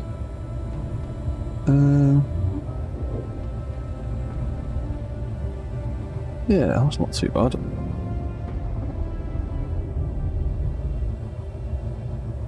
I still need to maybe rethink the feet slightly, but I really like the look of them at the minute. I don't have to do too much to them. Well, we're getting up this horribly steep hill. We've got a nice panoramic view that we can actually see out of. And I can walk and turn manually without having to use the mouse. There's actually no mouse gyro control at all. The only gyros on this thing at the moment are the two in the middle.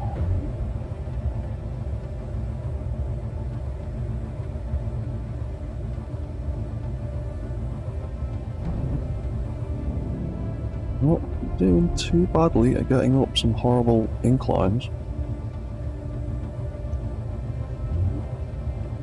Ooh. Oh, that's another thing to think about. If I want to be able to drill and harvest resources on this thing, it's probably a good idea to have an ore detector somewhere. Where are you going? There's your weight just shifting a bit on the hill.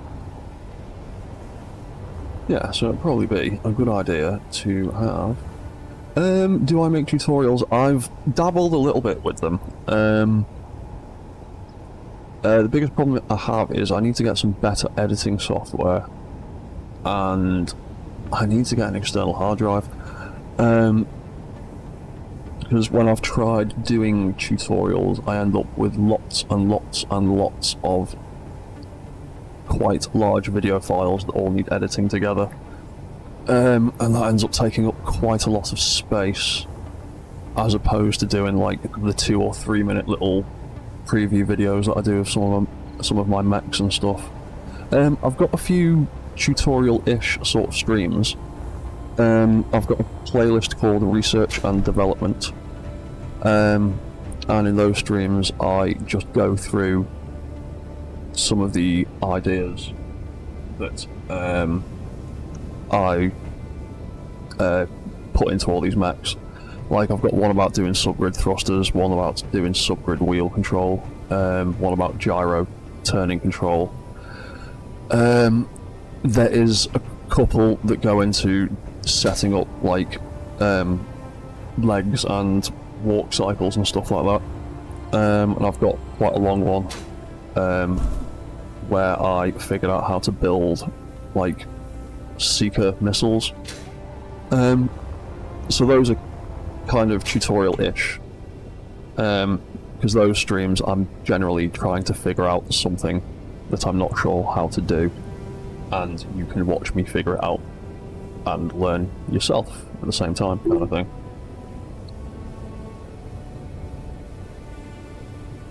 But, ooh, that's been 2 hours. I've missed my half-hour tea break. So I will be back in 5 minutes.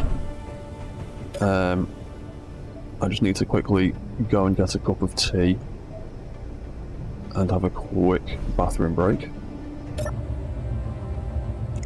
But when I'm back, I'll have a look at setting up these arms. One of them's jiggling a little bit. I think I've... But yeah, I'll be back in 5 minutes and we'll try and get these drill arms working.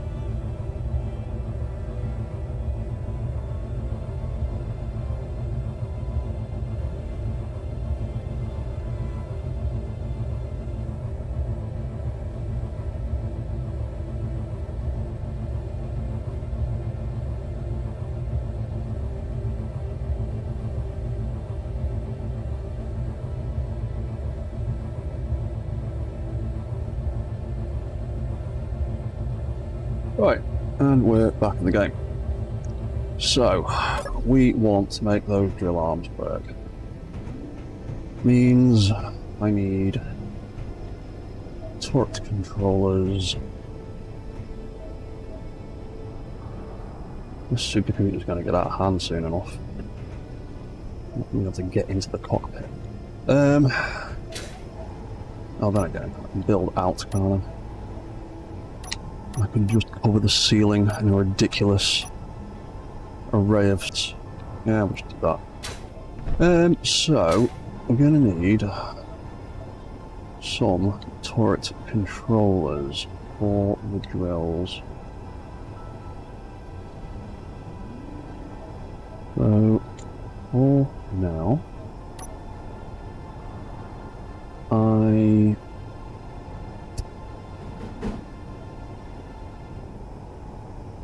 that apparently doesn't scrub. I'll trust that that's not going to continue to scrub.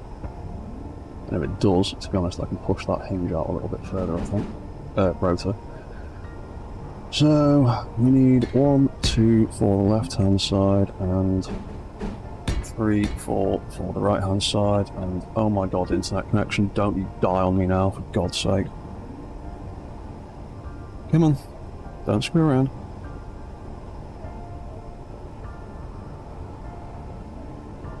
There you go. Alright.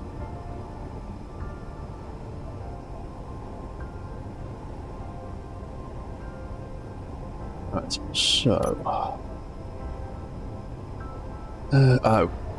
Important thing I didn't do. I didn't name anything on those arms, did I?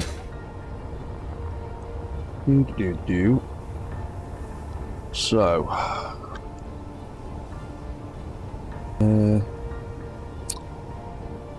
drill arm rotor left shoulder.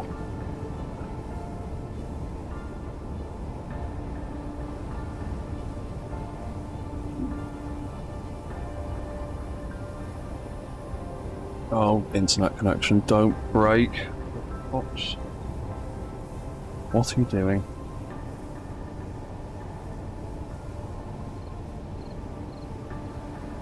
Of course it has.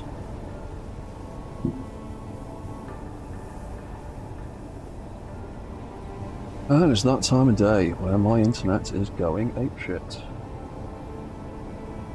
But forgive me if there's any stuttering. I'm just going to try and switch to my...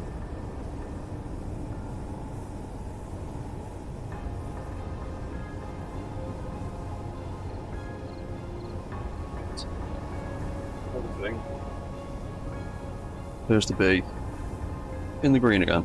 Alright. I think we're alright. Cool. Okay, so that was drill arm left shoulder. Well, that can be drill arm hinge left shoulder.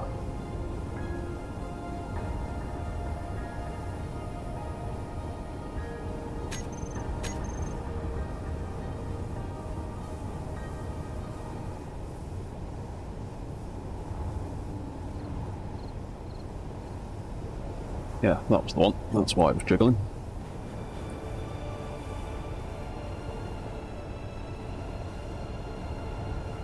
So that can be drill arm piston. Well, that 0-1 for now.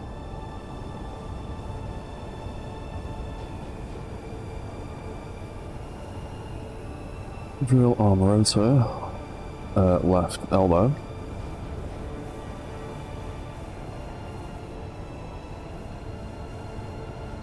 And drill arm hinge, left elbow. We will call that piston L02. That needs to be piston L01.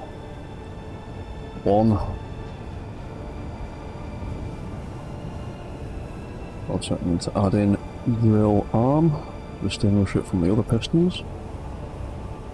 And that can just be drill L01. Groovy.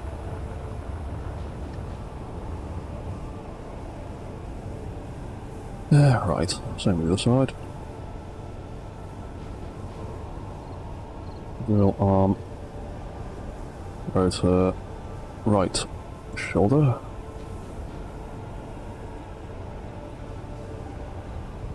Drill arm hinge. Right shoulder.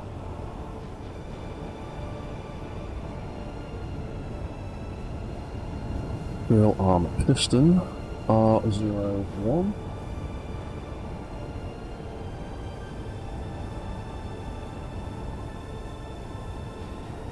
Drill arm rotor, right elbow,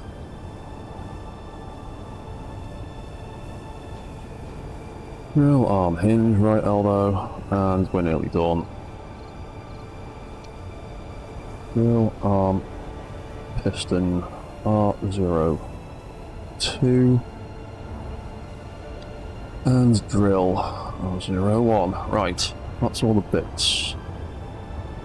Will, however, also need a camera. Ugh. Thing I hate about building cameras on large grid stuff. The bloody connectors. Because the cameras themselves are tiny, which means you can't actually cover the connector nicely. I can't attach it to that or anywhere. Just have to do that for now. Oh god, yeah. Naming everything is half the battle, but it really, really, really does make the difference, because otherwise, when you go through your control panel, you are looking at 20,000 hinges, all with random numbers, and you don't know what any of them mean.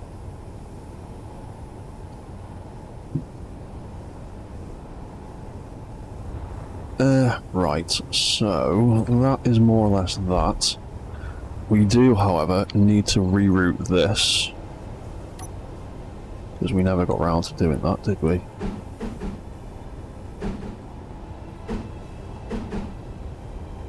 So that'd be that way around. And that... Oh, for God's sake. It's always an awkward bloody shape, isn't it?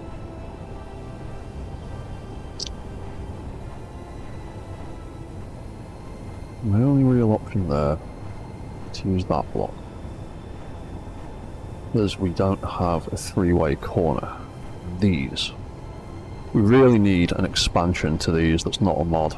There are some mods that do it and they're great, but we need more than just a T-block, a straight block and a corner block. Now I have to use this thing.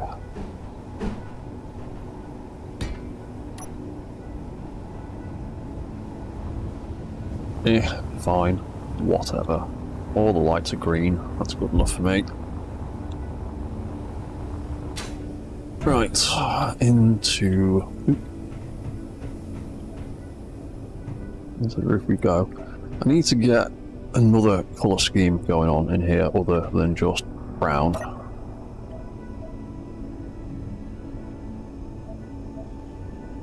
I don't know what yet. Right, so that can be control unit drill arm left shoulder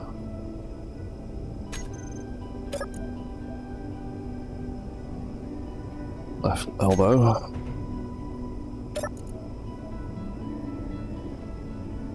right shoulder right elbow.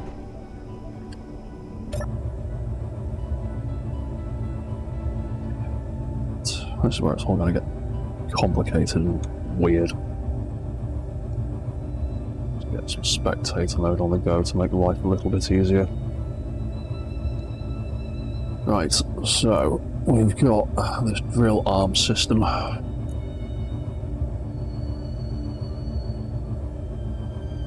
Once I've set up the controls, can mess around with an automatic deploying and retracting system as well. So, left shoulder. In fact, left elbow. I'll extend that bit out first and make sure that works. So that would be one of these many rotors. Drill arm left. Where is it? Drill arm left elbow rotor. Oh, hello, Sinner 02010. Cheers, man. Thank you. Yeah, like I said, I've seen like a load of other people do mobile-based things recently on Steam. I think some of them were in like the community spotlight or something. But they're all like wheeled platforms and flying like hover bases and things.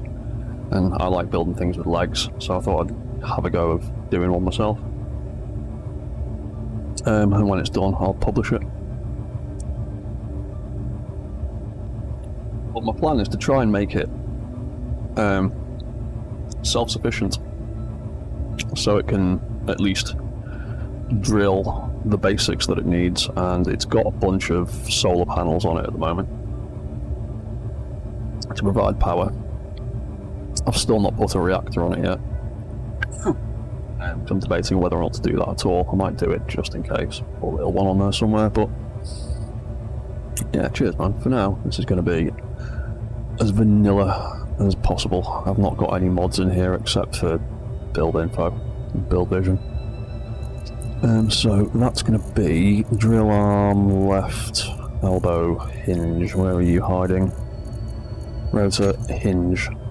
Ah, smeg. I didn't name either of those cameras, did I? There you go. Camera drill L01.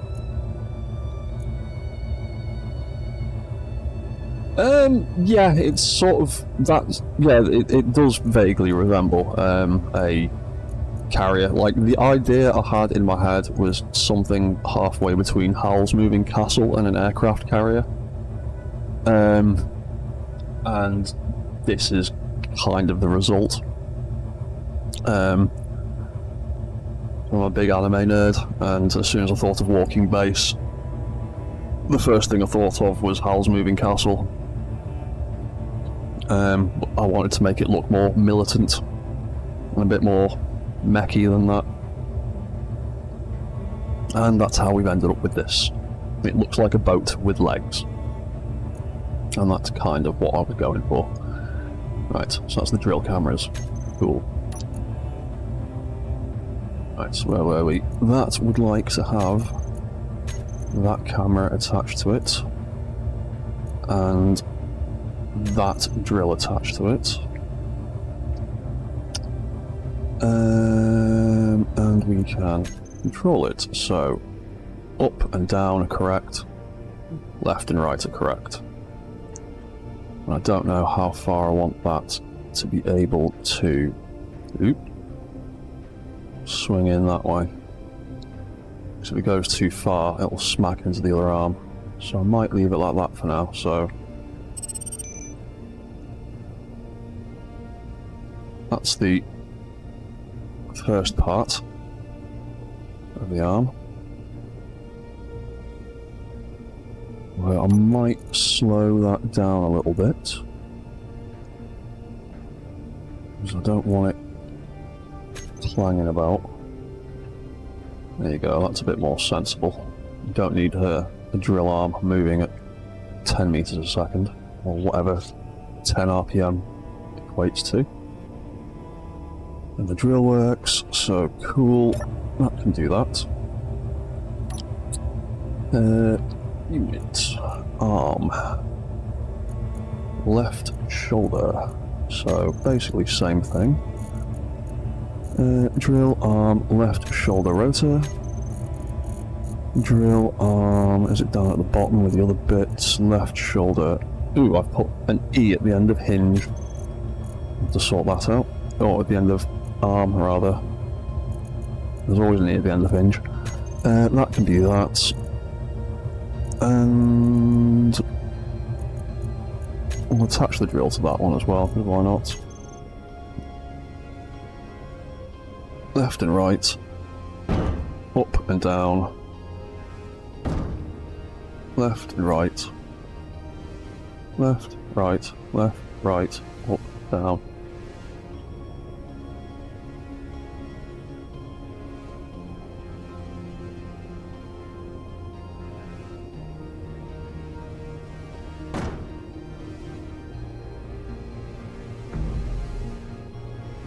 Oh yeah, that might be an issue.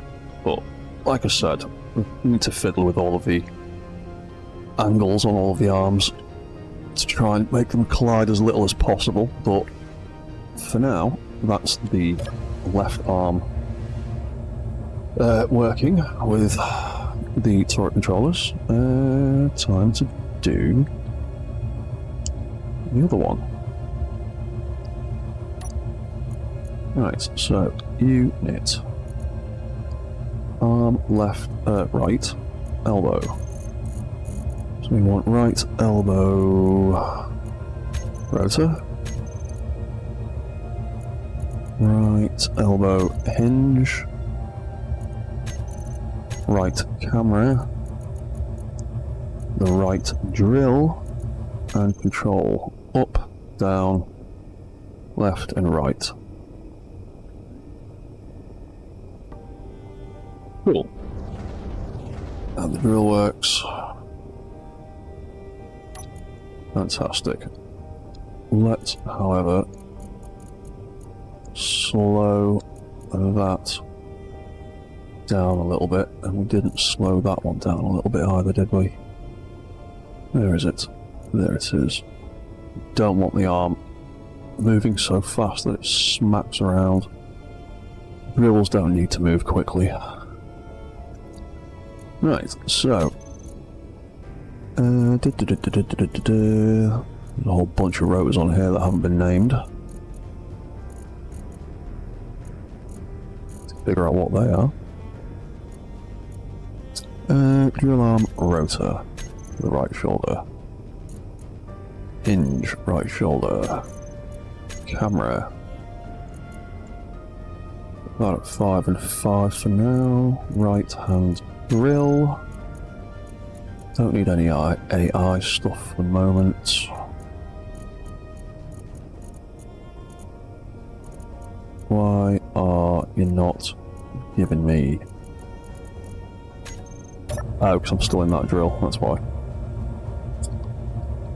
I'm wondering why I couldn't get control of it.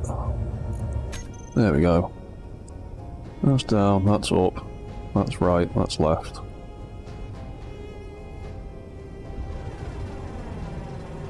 And we can drill the floor a little bit.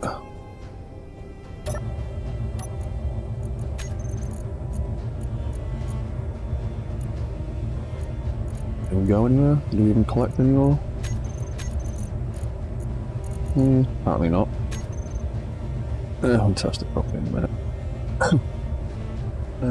Right, so that is the arms basic controls set up.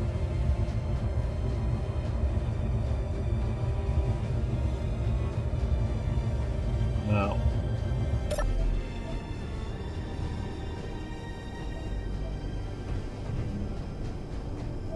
do want a way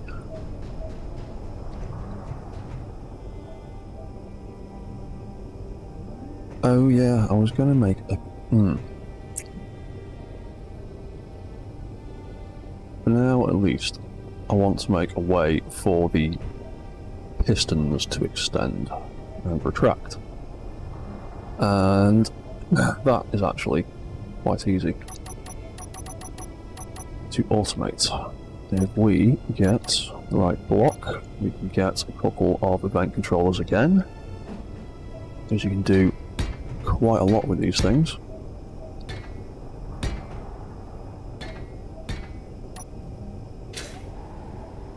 So that's LS.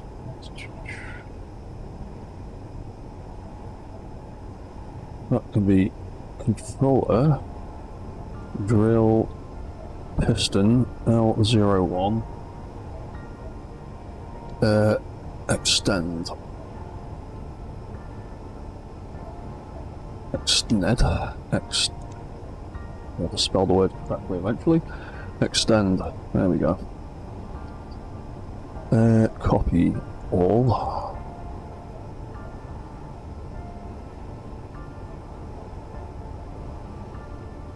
Right.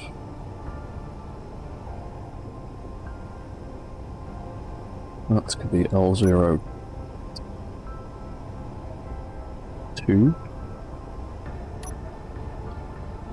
Extend. And that one can be L02. Right. Right. Now, to make them work, like with the legs and the blinking lights that make them do stuff, we do the same thing with these two pistons. And for now, I'm going to just slap a light straight onto the side of the piston.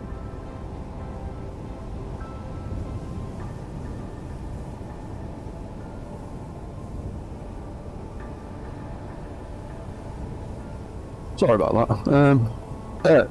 Miles away. Right. And that can go there, and that can go there. And then we can use these to extend and retract the pistons the same way we can move the legs. And then we can turn those lights into toolbar controls. So by switching the light on and off, you can make the piston stop and start, retract and extend. So we will paste that onto there for now, and we will call it drill piston light L01. Copy all of that. Paste that onto there, L02. And stick. Why not?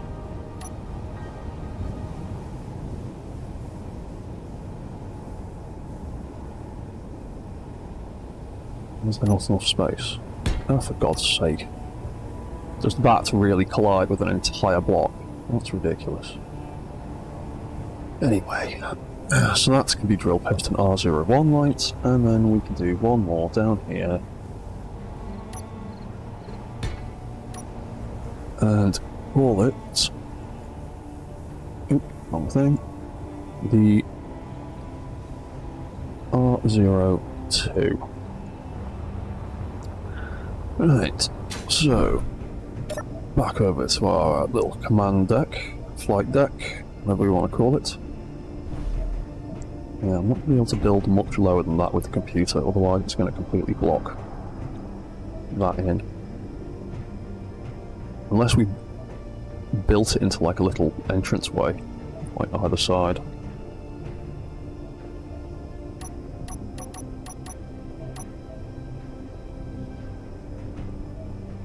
That's got enough clearance to get out the ladder. I could possibly do that. Alright, that's an idea for later. Right, so let's fiddle about with these pistons and make these work.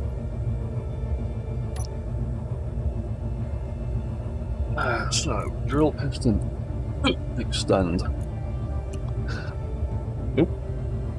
Once again, this is going to be a block on and off command.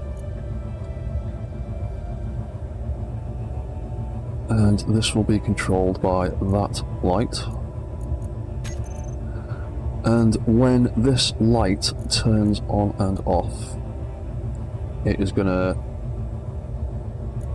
play around with the drill piston's velocity settings. But to start off, we need to set that to 0, Because if you use the reset velocity command on a piston, it resets to -5. It doesn't go back to 0. It goes back to -5, so it'll always retract. So you need to have it set to 0 to start with. Otherwise this will get a bit tricky. So, when that light turns on, we want that drill piston, that one there, we want that to increase velocity and decrease velocity. So, as we turn on and off this light, hang on. Yeah, I'm going to have to reset that now because it's now gone to -5. There we go. So when we turn that on, it extends, and when we turn it off, it stops. Extends, stops, extends, stops. And do the same thing with the retract control.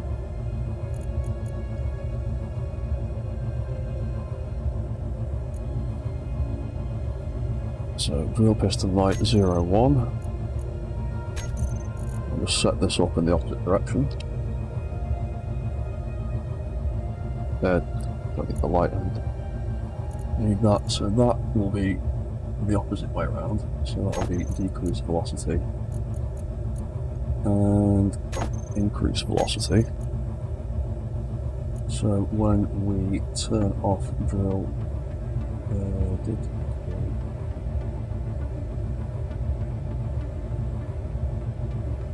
oh wait, hang on. No, I need to set up another light because now I've got. Yeah, I need to set up a second light.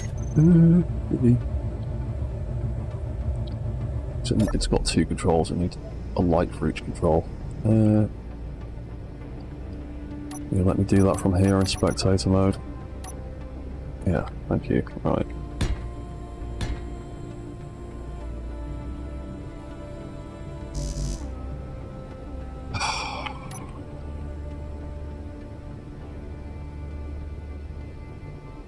No, I might put the second one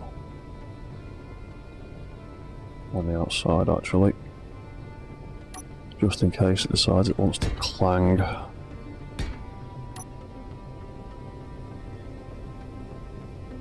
I'll delete them later. Yeah, we'll do it like that instead.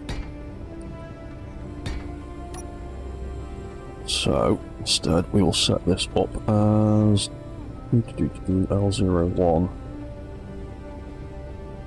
light retract.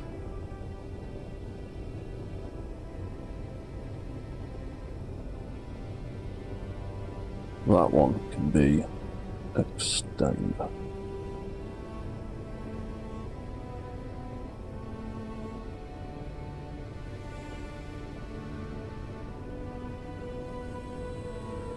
And copy that. Paste that onto there.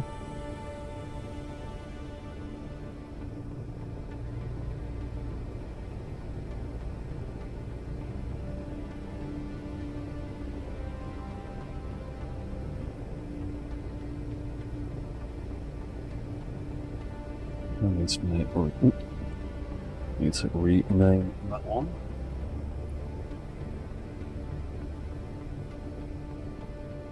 Because there's a way of setting these up and using thrusters for the input controls to make these drills, these pistons essentially have WASD controls, or it'd be W and S or whatever buttons you want to set up.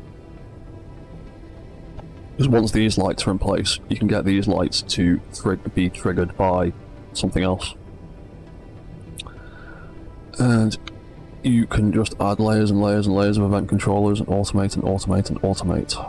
Retract.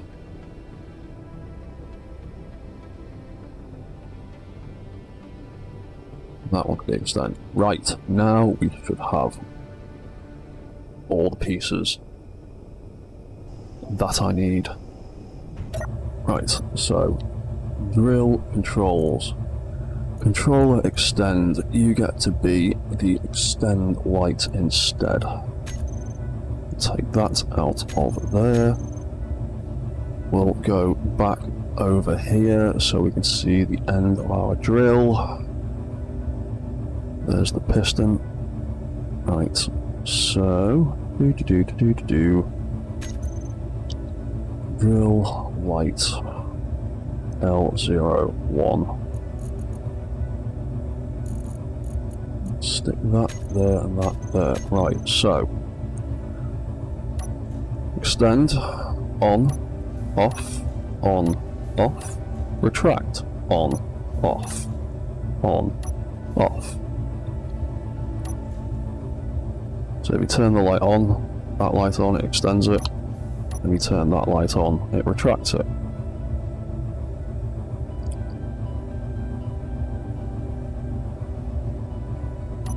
There you go, you can just do that. And if you want it to move quicker, you just need to stick in an extra increase and decrease. So, drill piston L01.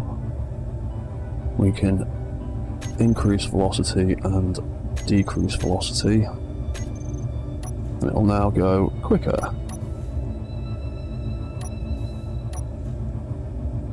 Actually, we need to do the same for the retract.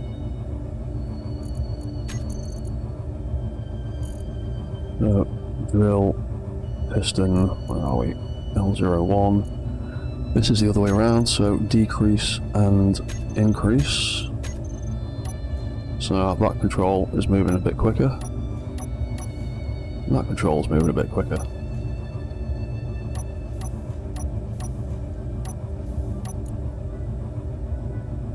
Right, so do the next one, and then we can do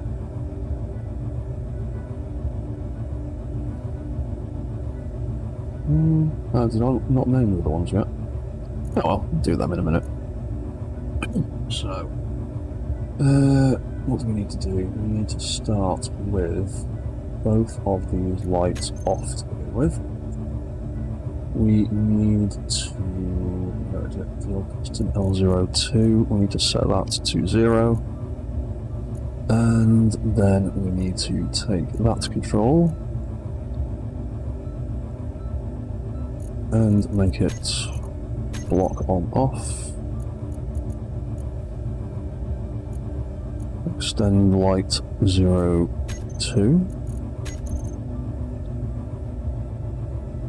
And then that can be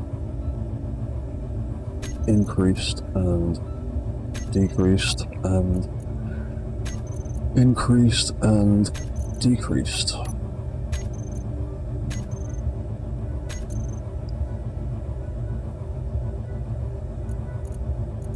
Stick that and that onto that as well. So now number 4 extends that drill. And retract, we'll do the same thing again. Block switch on, off. Retract 02. Drill L02. This one is the other way around, so it's decrease, increase, decrease, and increase. So now number 5 should return us and stop us, return us all the way, stop us. There we go. And then if you want to get really complicated, well, it's not even that really much complicated. If you want to put a fail-safe in there to stop yourself being able to trigger both at once and doing nothing and potentially smacking things up, we could put a bunch of timers in that do the same thing as these toolbar actions at the bottom, and then you can have those timers turn each other off when in action.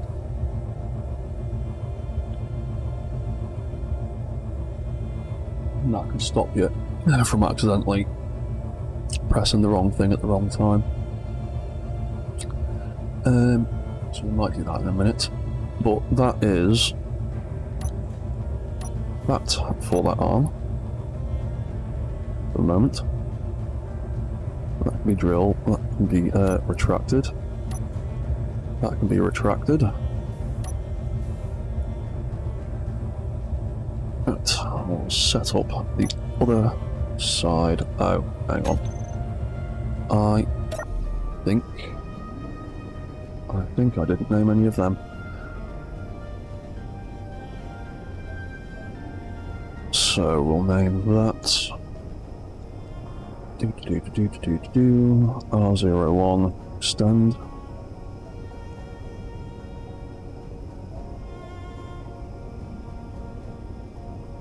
That can be R01 retract.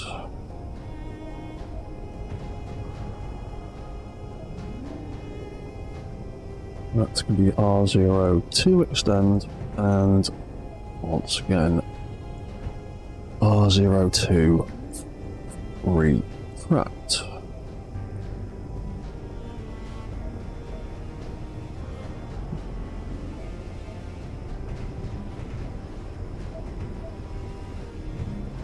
Figure out what I'm going to put in that gap at some point. So where were we? Arms. Go to a fresh page. Arm light R0.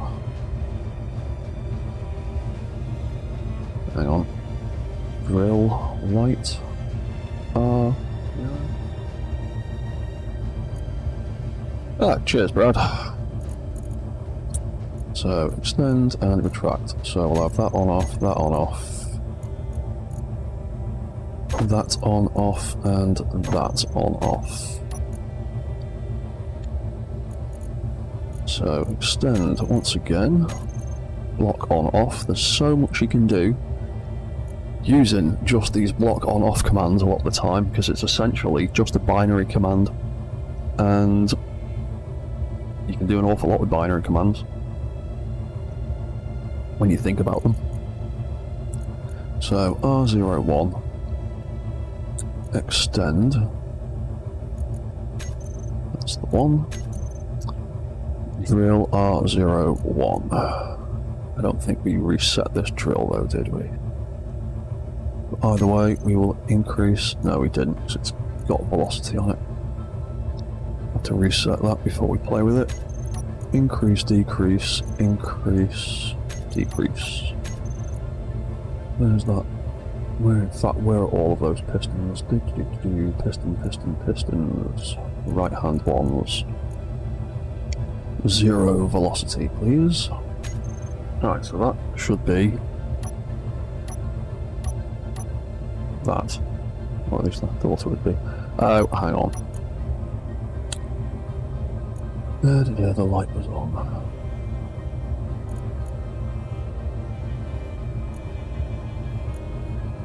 Real R0. Let's turn off all of these lights. Make sure these are all at 0. That's at 0 velocity. That's at 0 velocity. There we go. So that's the right piston extend. Drill R0. Lock switched on and off. Retract. R01. Drill R01. Piston shall decrease, increase, decrease, increase. So number 2 does that, number 1 does that. On extends it, and that on retracts it. Cool.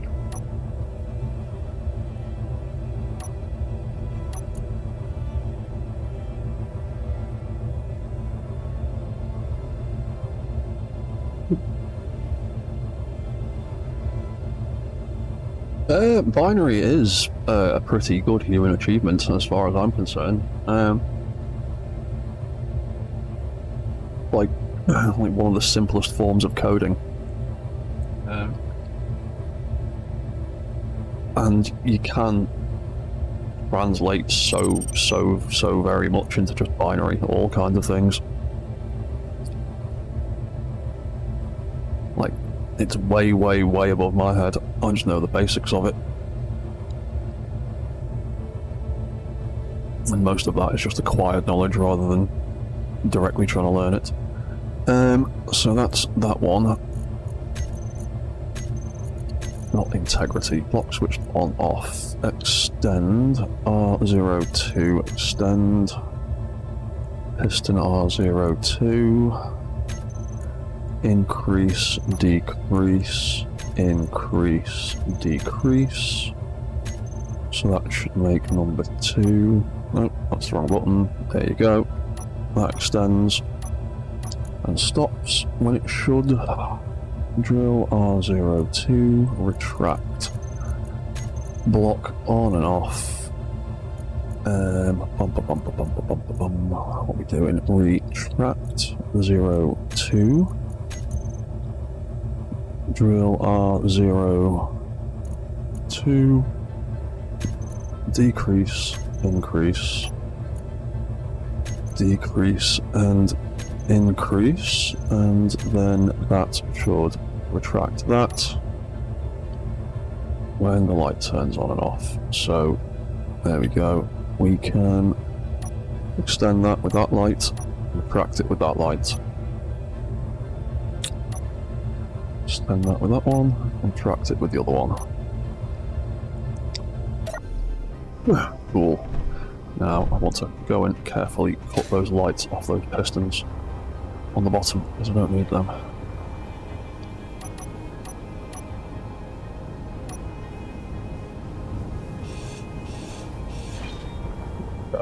Go.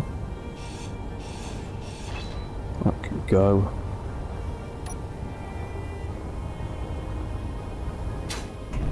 Right, so some basic arm drill type controls. Right, we can get rid of, hang on. Right, we can get rid of all of this junk, as we built that second set of legs, so we know that all works. We know these drill arm light controls work, so I'll get rid of them.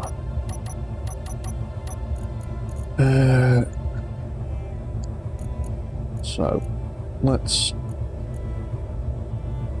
test out this left arm for a start.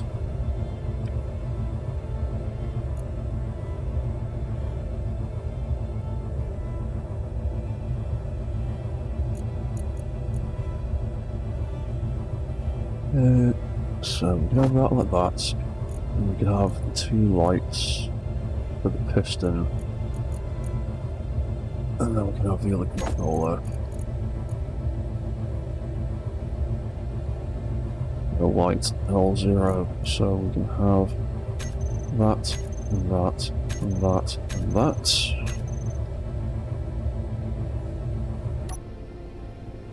So that's us controlling the bottom half. Let's go over here and have a little look at it in third person.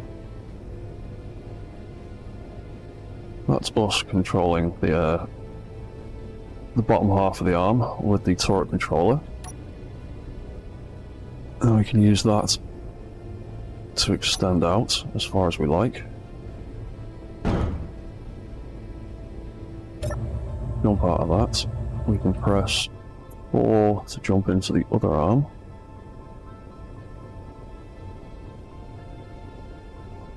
Drill into the floor.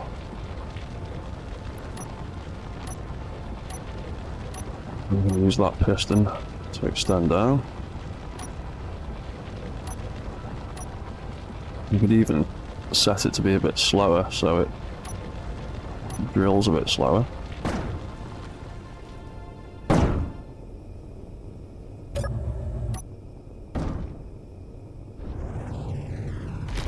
And we can see what we're doing with the camera. Probably need to stick a light on here. So it'll start getting dark eventually.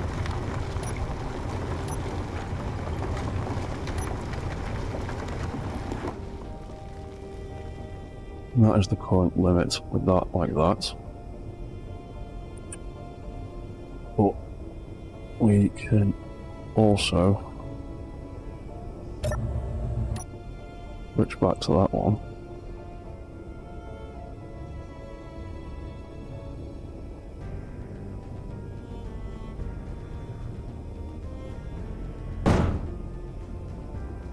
Use that as well. We could figure out a way of making that a little bit more user-friendly, but we can do that and that. We can also do that and that. We can lift it back up. And we could just start drilling, and we could use that to just scrape the surface if we wanted.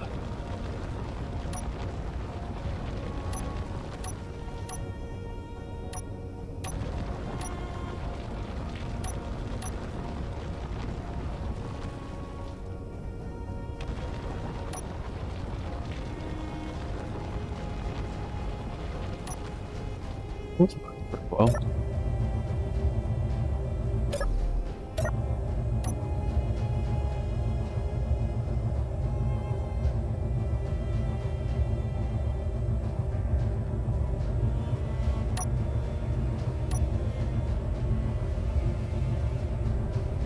Yeah, and then that can retract. Turn that off. That can retract. And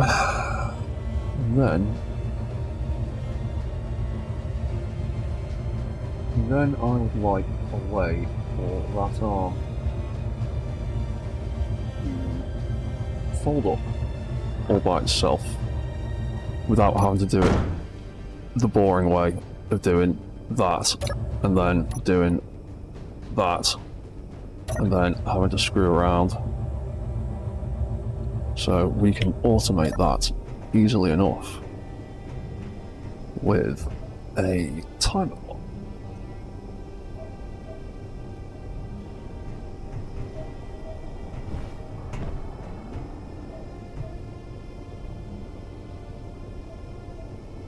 Yeah. So let's pop. Let's pop a timer. 1, 2.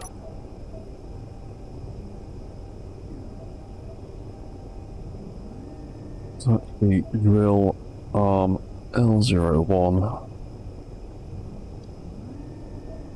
Tract.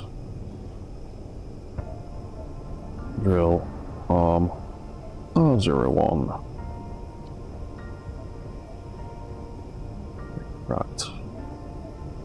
Oh yeah, I spelt something with the word arm with an E, didn't I? Remember that.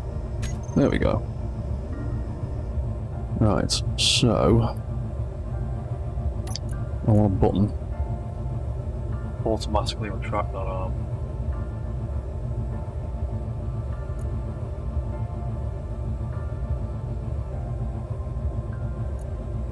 It's going to be this.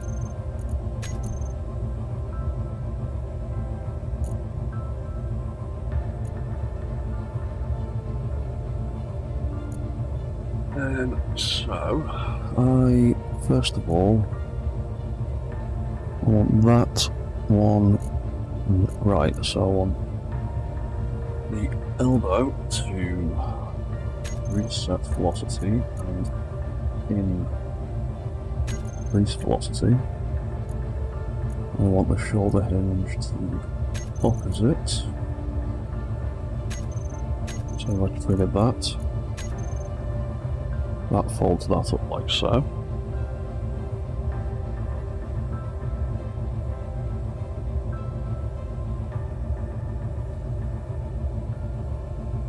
And I also want to make sure but I can get the rotors to behave as well. Let's put everything on a weird angle. That, and that. That's its limit of folding that way, isn't it?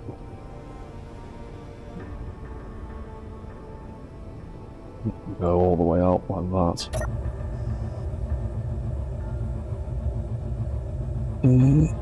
Yeah, I think that's the one. Right, so let's add them into the retract plan. That's going to be drill rotors, L0. Nope, just L. Oh, fine, won't make a difference. So that will be reset velocity in case there's anything left over when we jump out of the controller.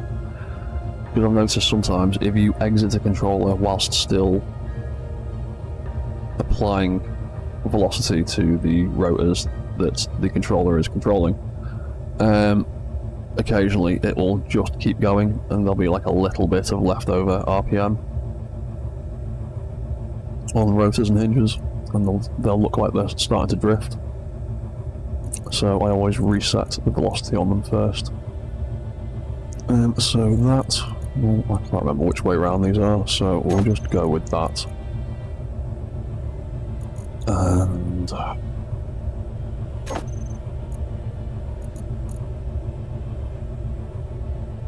that for now, and it's probably completely wrong, but we'll see what happens.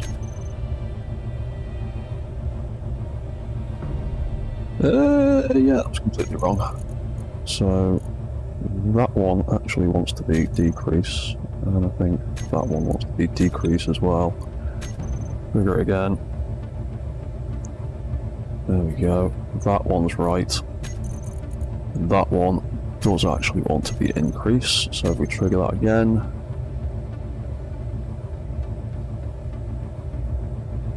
Cool. There we go. So when we trigger that timer, it will reset the arm back into that position.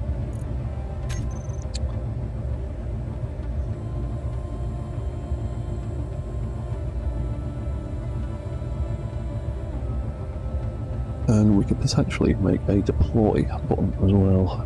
I'll have a look at that in a minute. So let's do the right hand side. Retract. Right arm.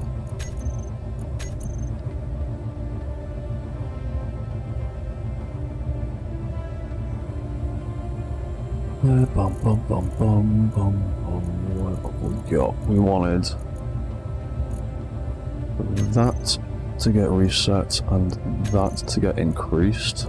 That to get reset and that to get decreased. And then I can't remember what we did with those other rotors. So spag it. Reset. That was increase on the other one, wasn't it? So I think it'll be the opposite way round. I think it'll be the opposite way around. Rotors always catch me out. Sometimes they are, sometimes they aren't, depending on their orientation. So let's trigger that. Groovy. There we go.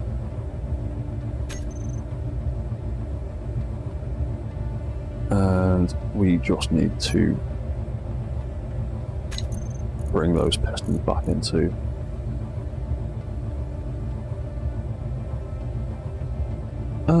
actually we could also do that.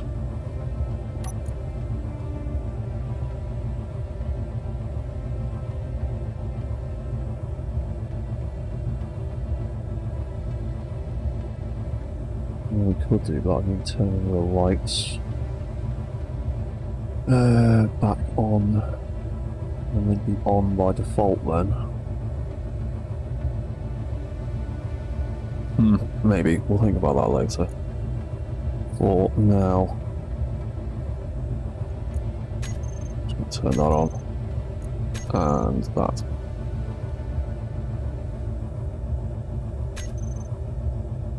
And there we go, stop jiggling. Cool. Right, so those are some weird, like, proboscis arm type things.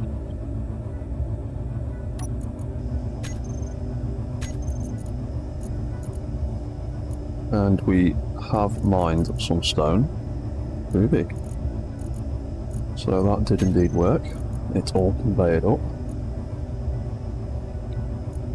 What happens if I turn that refinery on now then? How much power is that going to drain from my controls? Looks like we can run that reactor pretty well.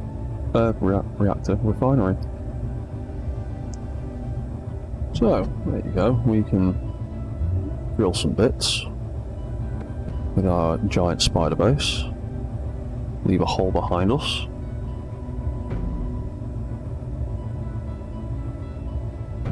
And then walk up the hill.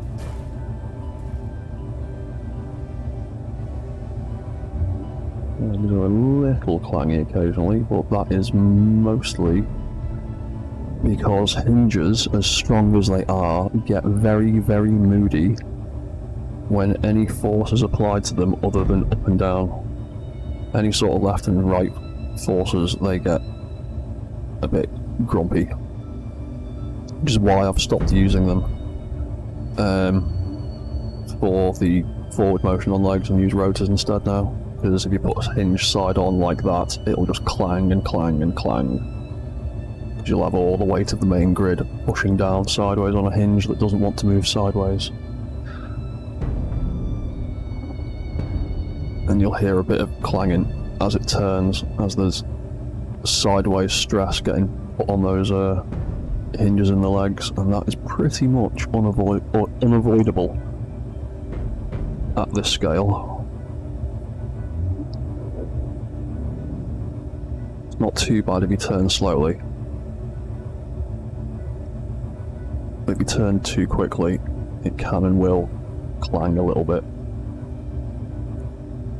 But we're doing a steady, like, we're hitting 8-9 meters a second when it's all going well, and we're going uphill on a crappy angle. So this thing's not doing too bad, and that is basically like 99.9% mechanical motion.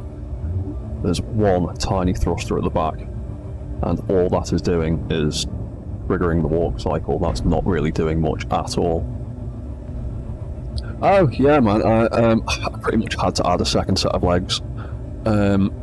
This thing's so top heavy now that when it was turning, it was lurching right over and doing almost a 45-degree angle when it was turning, which ain't something you want really.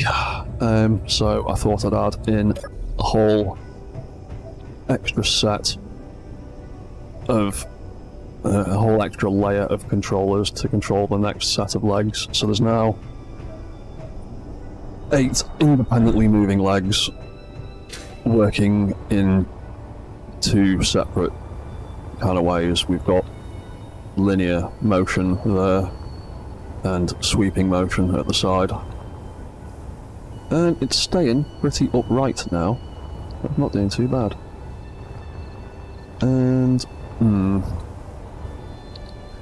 this is my problem with large grid tools. They look a bit naff, and they are a bit of a pain to armour and decorate and add lights to, because large grid spotlights are massive. They're huge. Absolutely huge. Like, it's about the size of the hole that the drill can drill.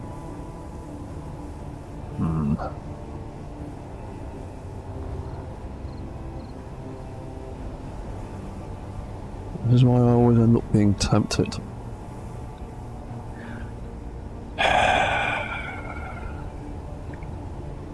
This is why I always end up being tempted to put a small grid drill array on the end instead. Because large grid drills weigh almost 7 tons. It's quite heavy. Whereas I could comfortably put 3 or 4 small grid drills on the end of another subgrid there for half the weight and about the same amount of efficiency, really. It wouldn't get as much depth unless I extended it out a bit, which I will probably do, but because then I can stick a small grid camera on it and a small grid spotlight and have it all compact in to the same space as one large grid drill. So I think I'm gonna do that instead.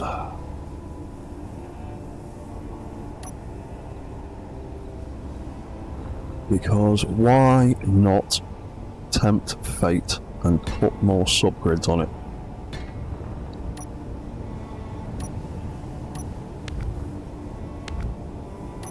There's no such thing as too many subgrids until everything's exploding. So we'll add a small rotor head to the end of each of these drill arms. And then we can figure out a small grid drill setup instead. Yeah, just give me one moment.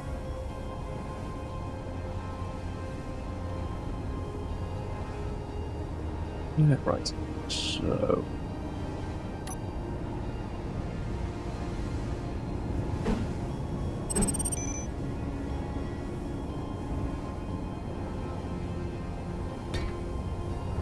yeah, so we do something like that on the ends, potentially for now. What are the drills like? Drills are annoyingly 3 blocks wide. But their collision actually isn't, it's only slightly over 1. But I wouldn't be able to do that. It would tell me off. So I could... yeah, do that.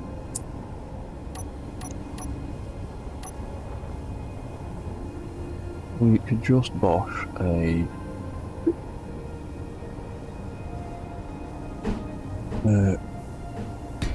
one block on there, eventually that'll stop jiggling.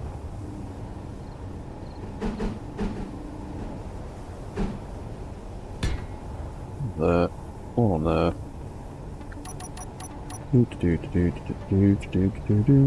Drill.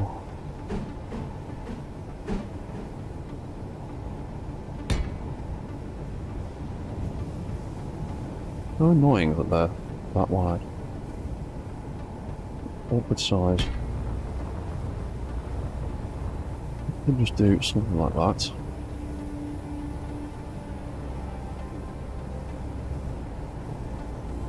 Or we could go over the top, seeing as we're on the outside edge anyway, and there won't be any collisions to interfere.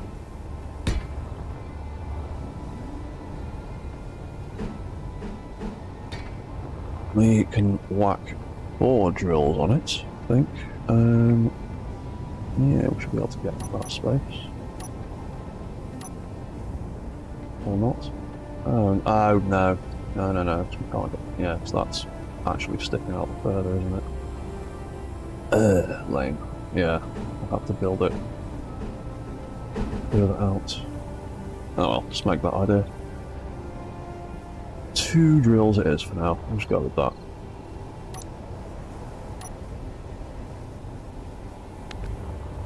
Take that off. Take that off. And then, yeah, we've got 1 block's worth of space in the middle.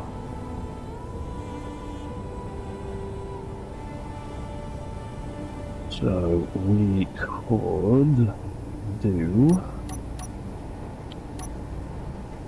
could set it up to make ourselves sickeningly dizzy and do something like that, but I don't want to be able to see those hideous bloody things, so I might actually do a wee bit of greebling. Oh, the arms, yeah, I've just set up some retract controls for the arms, so they've got a button that can reset them. Dun dun dun dun dun. I wish you'd stop jiggling. The other one's not jiggling. Right, so I was going to put, not that, I'm going to stick one of them there for now, with a camera on the end. And then I was going to cover that hideous conveyor port with that for now.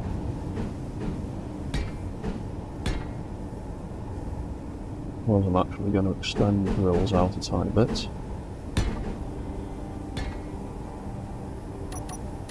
And then we can off pair grills like so. And that's a bit shorter than what we had before, but I would like to maintain a certain amount of ground clearance. And then we can call this just grill rotor L01. We can 1, 2, 3, 4, 5, 6 take out lots of that unnecessary velocity. We can leave that on 0 because we've got plenty of clearance all the way around. Because I would like to do something silly, and I would like to set this drill arm up so that when you activate the drills, it makes the drill arm spin around.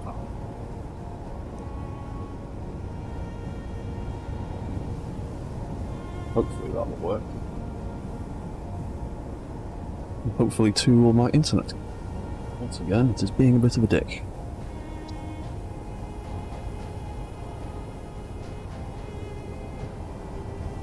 Turn that off for now. Right, so I'm thinking something along the lines of that. And then I could potentially have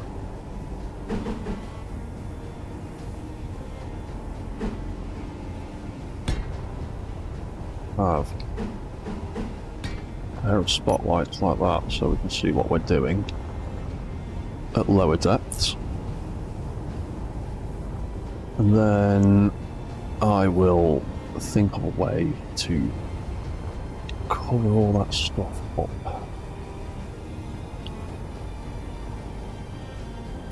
And I'm just going to be lazy.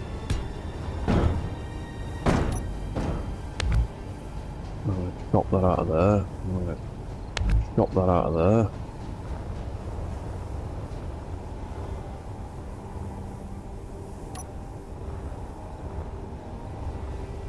Where do we have that? We had it.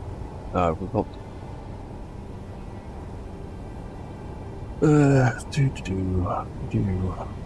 with that.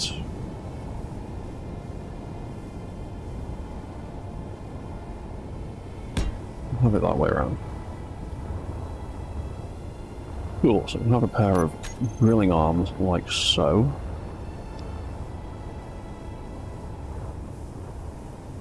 And, right. Usually I would call this stream quits here, but I feel like going for a little bit longer, so I might do another hour. And in that case, I'm going to have another quick bathroom break, and I'll be back again in a couple of minutes. And we will mess about making an automated way of getting those drills to do more interesting things. So don't go anywhere, I will be back soon.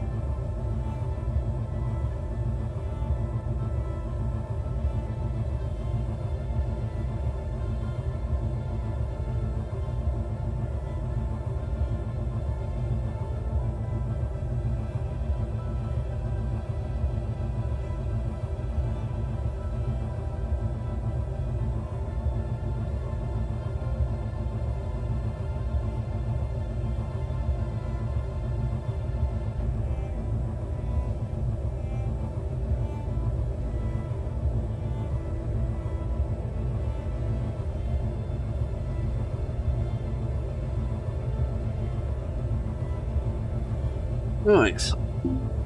We are back again. What on earth were we doing? Oh, yes. I wanted to make a way for the drill rotors to spin automatically.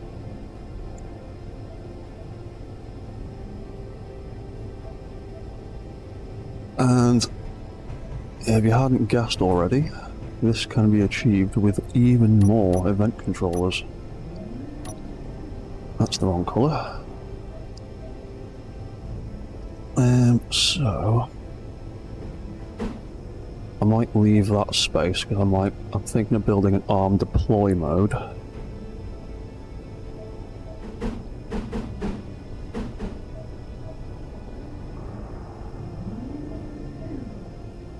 Yeah, so I might build one more there and one more there. and start thinking about this stupid archway of computer parts that I'm eventually going to end up with. Right, and then that can be called... No, I never would have guessed. Like I said, mate, event controllers are my absolute favourite block in this game now, because you can just do so many things with them. So this can be controller drill L01 on off.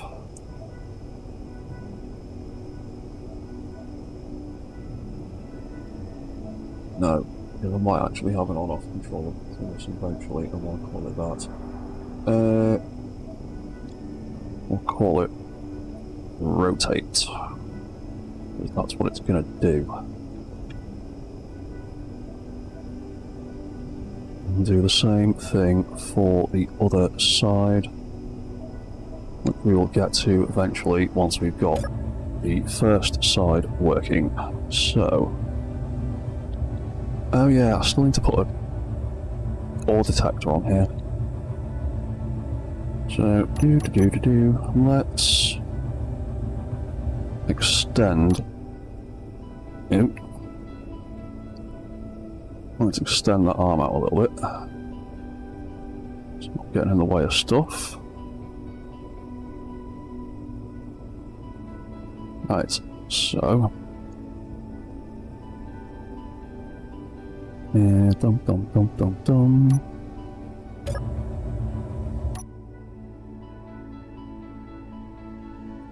Obviously, we've just rebuilt everything, so we need to reassign cameras. What's that one? That's all over there, so that's camera drill R01, so that one will be drill L01. And then we've got the drills that need renaming. Where be they? That one and that one. Drill L01. Drill L02.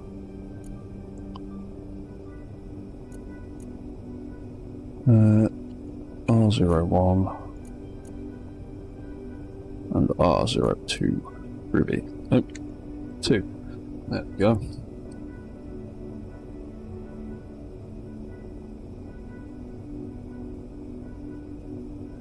Right, so that's all the other bits we needed to rename, wasn't it? Oh no, there's a drill rotor in there as well. That's the one. Drill rotor R01. That wants to have slightly less braking torque. Unlimited. That will be fine. So, the way I am gonna set this up. How should I set this up? Is we're gonna have this controller. Once again, it's gonna be block switched on and off. But if I remember correctly, you can use the drills themselves to trigger things. Because a drill works by turning on and off. It doesn't have a fire action like guns do. They literally just turn on and off. So when you click the left mouse, you're turning it on and off. And doing it this way from testing, I haven't been able to get it working from pilot seat control, but if you do it this way from a turret controller, it seems to work. So what we do is we set that up to block on off. we set that to the drills, and then we set the action to the drill rotor itself, which is that one. And we can either turn it on, off, or we can get it to rotate. So for now, I will make it rotate. So do that, and increase velocity, and just reset it when it turns off. So now, where's that drill gone? There we are, left and left. We turn them on. Starts making that rotor turn, so we can get a nice circular pattern while we're drilling. When we turn it off, it stops rotating, so it's reset the velocity on that rotor. So now, if we go to the drill unit and set, you know, let's remove all of them. When you do that, so it's going to have stuff left over from before, and it'll be looking for a drill that isn't actually there anymore. We can stick that on there. We can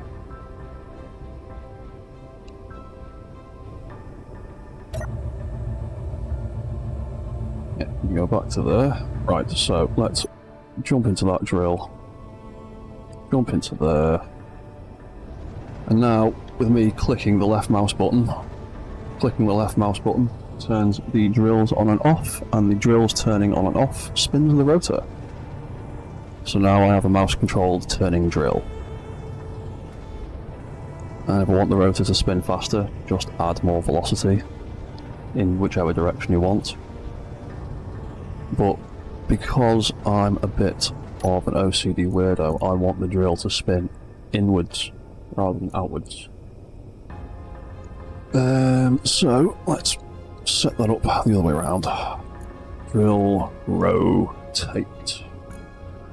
So instead of increasing velocity, we will decrease the velocity. And when we click the button, it will rotate counterclockwise instead. Or, no, that's counterclockwise from our view.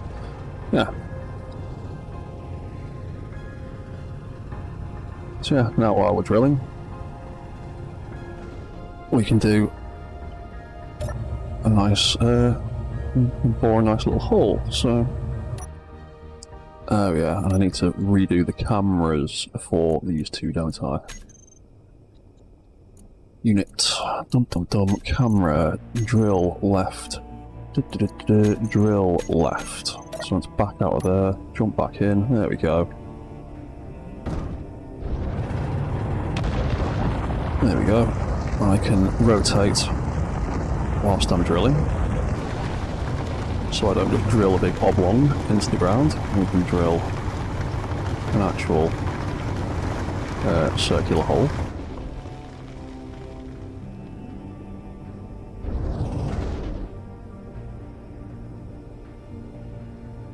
Oop, there we go.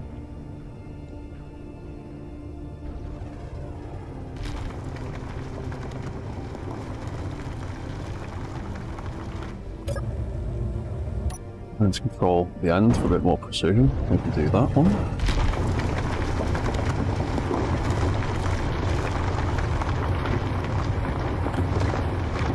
And we've got our extend buttons for digging into the ground.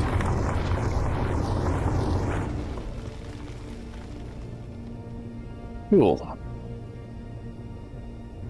So then if I back out of that completely, so I'm not controlling anything, retract buttons. Let's see how well these work. So L01 retract does that. I need to think about whether I want to tie in the retract functions. Probably. But, yeah. That's how to do vanilla turning drill control. Because, yeah, I don't think it quite works just controlling the drills from the main grid like so. Yeah, see, I'm triggering them there from the pilot seat of the main grid, and it's just spinning the drills. It's not actually activating the. It's not triggering the rotors in the right way. But if I switch to that and trigger the drills again by clicking the left mouse, it does actually activate in that way. Not sure what the difference is, but this way of doing it only seems to work from a turret controller. However, if you take the drills and turn them physically on and off, is that the right one? That's like the right one. Divvy. Drill, drill, drill, drill, drill. There we go. Turn that one on and off. And turn that off from the toolbar with an on and off command. It does work. Doing it from the pilot seat. But it just doesn't work for some reason. Selecting the tool from the toolbar, I'm not sure. From the pilot seat. Again, not sure what the difference is.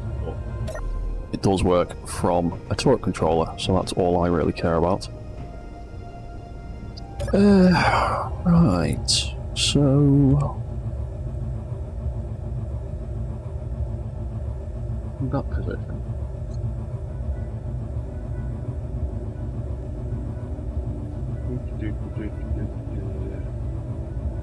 Yeah, I might make a deploy command for the arms as well. We need some more of them because we've got arm retract. We'll have arm deploy.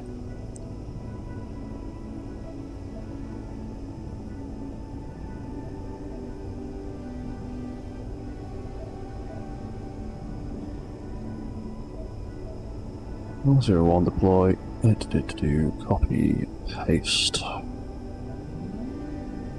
The R01 deploy. Oh, scatterbrain. Before I get into that, I need to quickly sort out the other drill arm control. So what was that? Drill rotate R01. That's the one. So we want that. Block on and off. Drill R0, 1 and 2. Add them in. And when they get activated, we want drill rotor R01 to reset, increase, and reset velocity. I just need to double check. These need their camera and drills reassigning after we redesign the drill. So that means that's all good. That can get removed because that's a drill, it's not there anymore. Cool. Right, so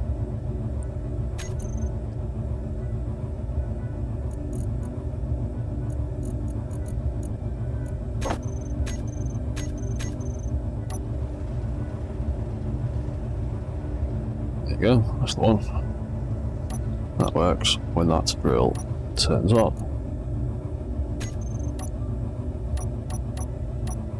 And I'll just quickly test it from the turret controller itself. We've got right shoulder control, right elbow control, piston light R0. extend, retract, extend, retract. Right, so we can jump into the right-hand one.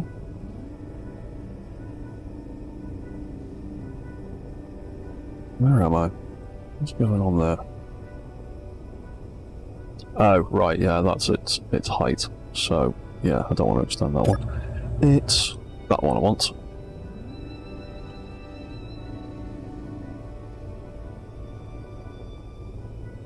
Cool, right, so, yeah, there we go.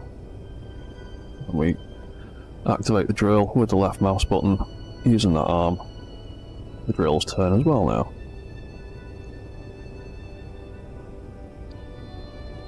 V, and we can extend the arm out.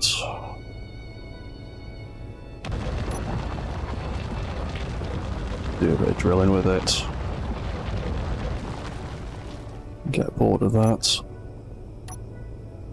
And then, yeah, I think I should probably put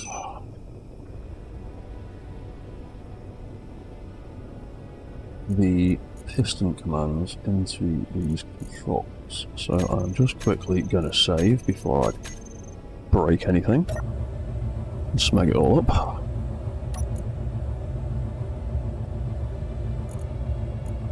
So we've got that control there. That resets all of the hinges and rotors in the arm back to its default position. And then we've got the lights for the pistons on this arm. So I would, as a fail-safe, I would want the extends to turn off and the retracts to turn on.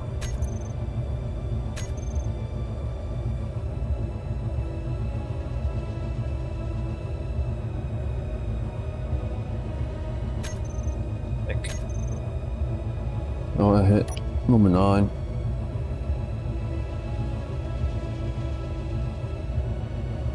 There you go. Everything folds back up like that. And it doesn't jiggle too much. But I would also want, when that retracts, I would also want the controllers for that arm to turn off. Because that way I can't break anything by being in control of the turret when it retracts. So we could have them like that, and then we could have the right arm turret controllers turn off. And we could have the right arm drills turn off as a failsafe. Because again, if you jump out of a turret controller whilst using a weapon or a tool or something, occasionally it can bug out and just leave it stuck on.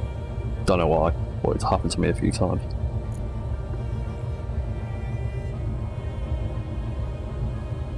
So that turned them off, and then I would also... spotlights. I need to name them.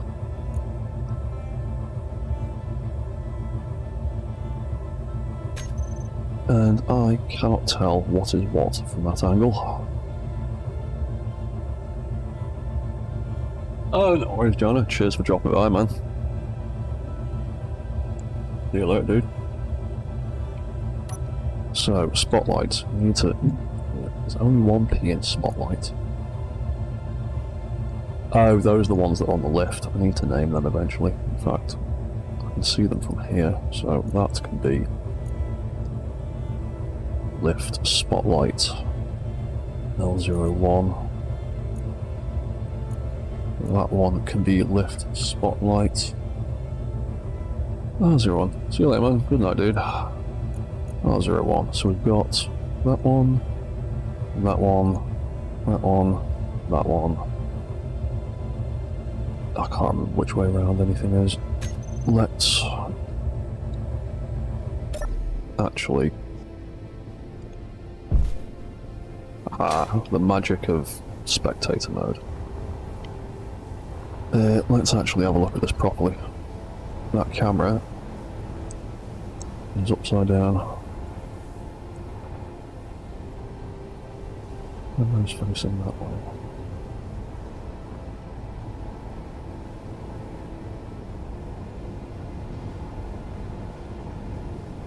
Alright, so I've at least got everything the right way round. It's all symmetrical. Fine, that's groovy, that works. So... drill spotlight L01, copy all. Drill spotlight L02. Right, so the top one.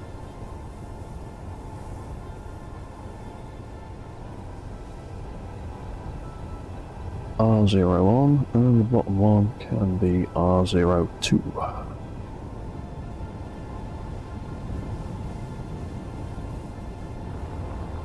Right. Fantastic.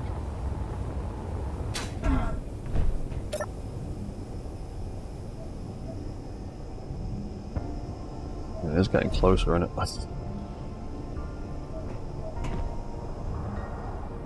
Oop, crap. Yeah, I'm probably going to end up making like a little archway out of computer blocks. Maybe it'll let me fit through there. Right, so that retract control, I also want it to turn off the camera for that drill and the spotlights for that drill.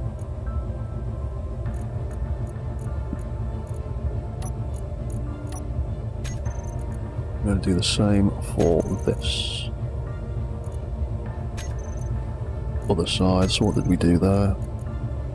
We turned those lights off, on, turned all that off, turned all that off. It's simple enough. So, drill lights L0. Extend will be off, retract will be on, that'll be off, that'll be on.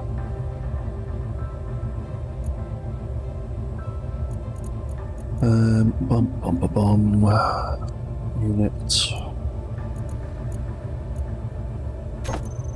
That will be off, that will be off.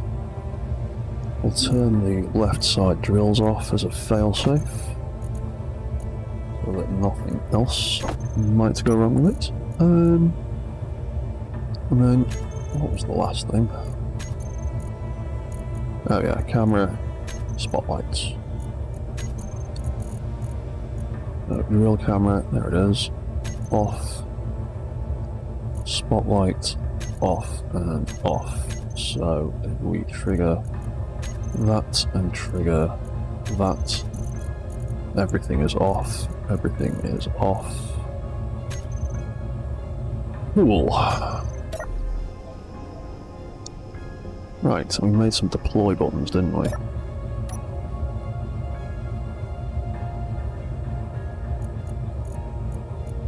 Left arm deploy.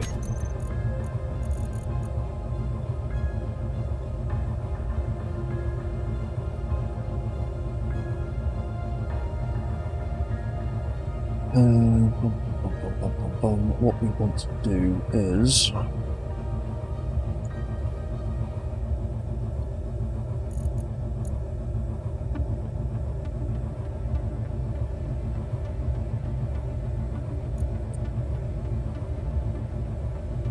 the elbow hinge, we will get that to extend, because that can extend all the way out. Might have to limit how far that can go. So I put that there, and then get it to decrease velocity.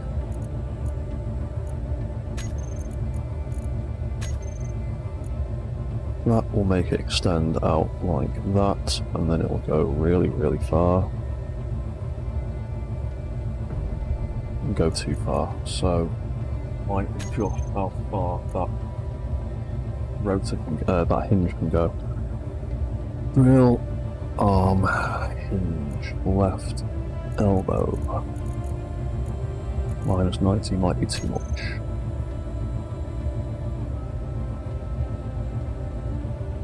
Because we're probably not going to be drilling at that angle very often. So we'll call its lower limit minus 40. I've just pressed the fucking detach button. Nope. Not dealing with that. I hate that detach button. I want that detach button to be moved somewhere else. Not dealing with that. I just can't be bothered. I'll just reload. I'll only have lost 5 minutes worth of progress at the most.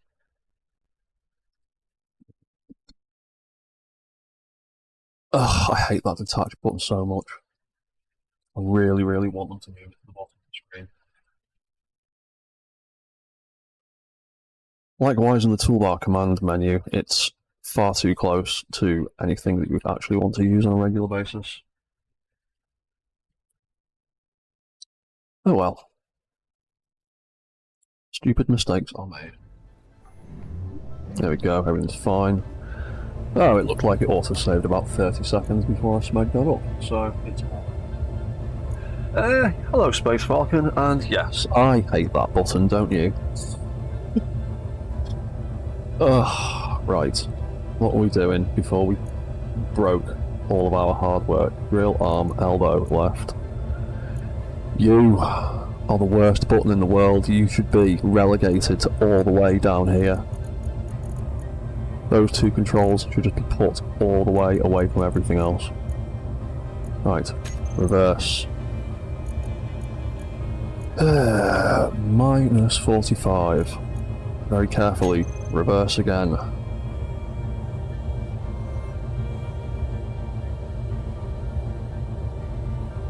Yeah, there you go. I can deal with that being a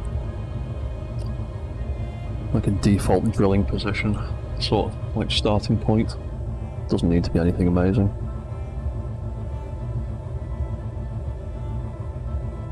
So yeah, I might just go with that as like a deploy position for now. Just keep it simple. So let's see what else. So that would be our arm position. We would also want to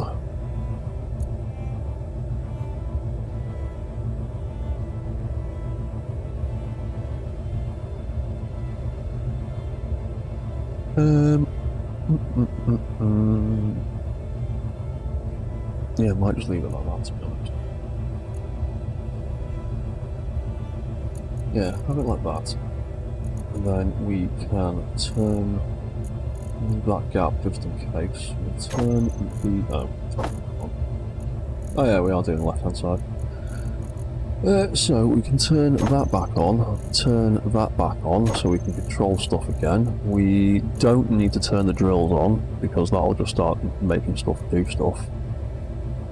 Then we can turn on the camera.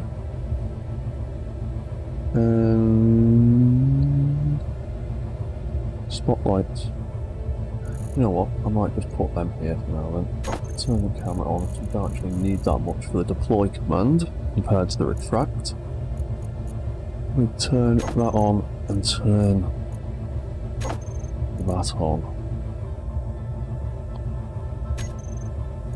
So if I click that, that has now turned everything on.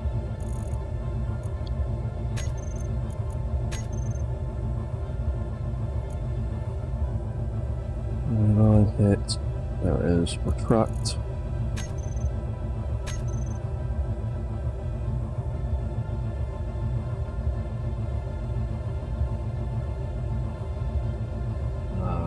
Yeah, that's the thing, isn't it?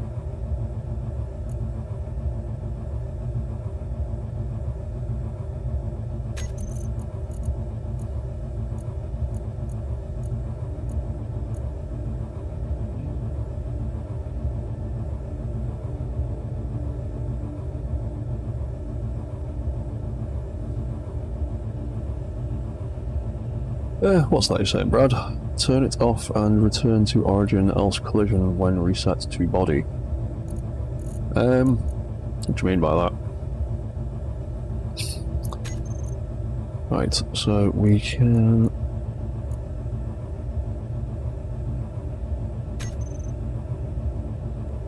Look at that. And it deploys. Not going to work again properly when I trigger it on the first command. No. Why is that?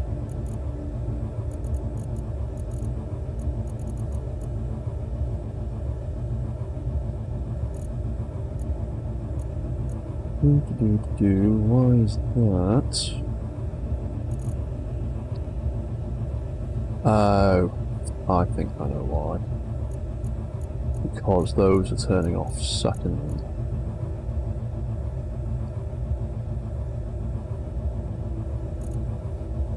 Ugh. Let's try that then. Let's move them. So what are they? Right, copy that. So, yeah, I think the problem there I'm encountering is the hinges are trying to do stuff before the controller that's controlling them is turned off, so they're not actually triggering properly. So I'm hoping if I move that to here and move that back here, we'll be able to get around that problem. Right, so left hinge increase, elbow hinge increase, shoulder hinge decrease.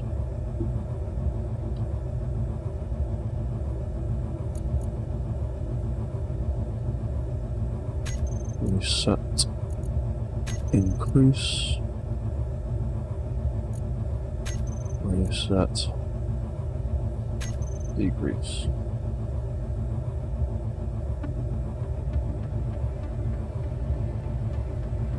I can't remember what that game's called, but yeah, it to be honest, it kind of is. Because I've watched the trailers for that game myself and thought, ooh, that looks cool. That game with like the walking like mech platform bases thing, yeah, that's pretty much what put this idea in my head in the first place. Rotors. Yeah, that's the one. I can't remember what it's called off the top of my head. I'm sure I've got it like wish listed on Steam or something. Yeah, that's the one. Right, so these rotors elbow increase, shoulder decrease, drill rotor, elbow reset, increase, wrong one, reset, increase velocity, reset and decrease velocity. Alright.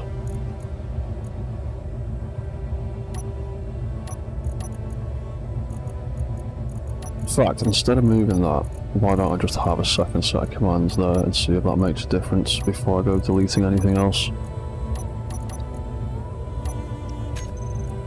We'll see if that actually does make a difference first. So, trigger to deploy, that has turned everything on and is extending the arm.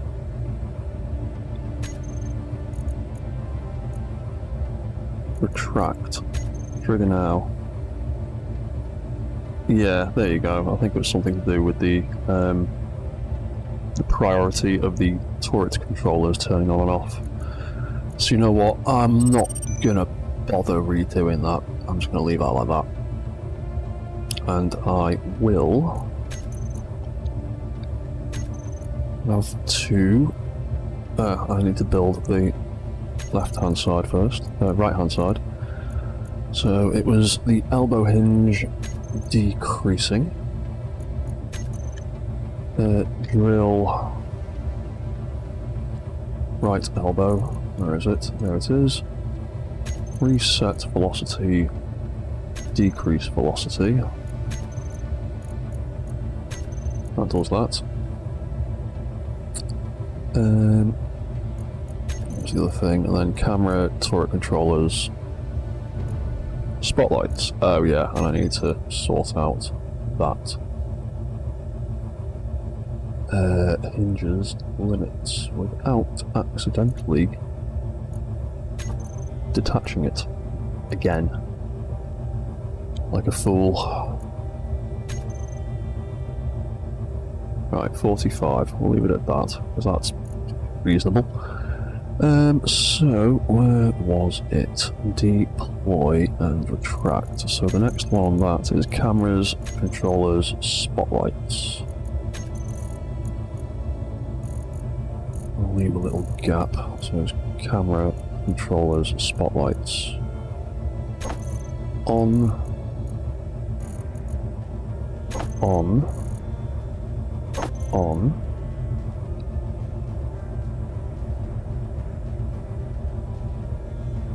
Yeah, I honestly thought it was called something else.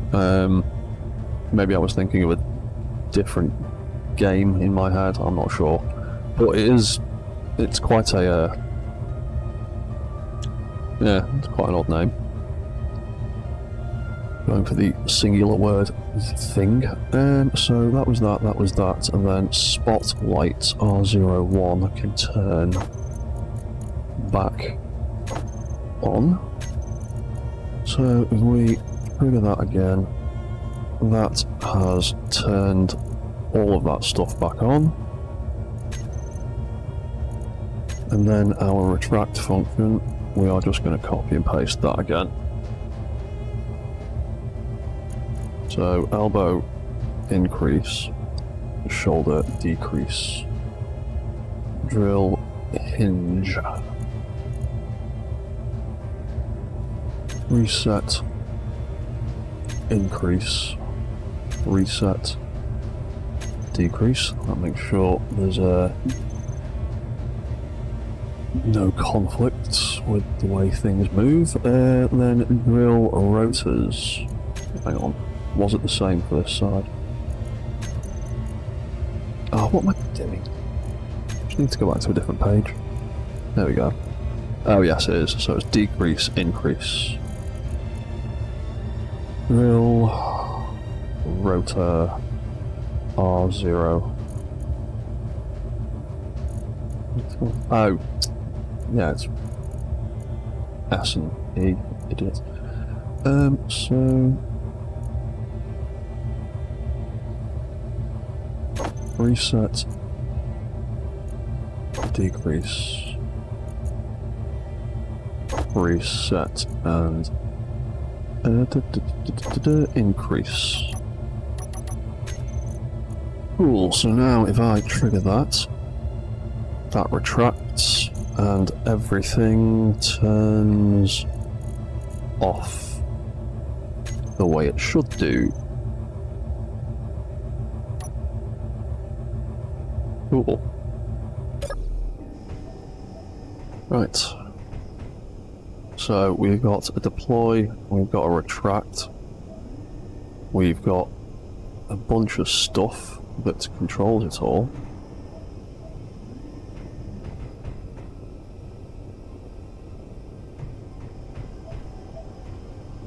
And we should make an on and off switch for it.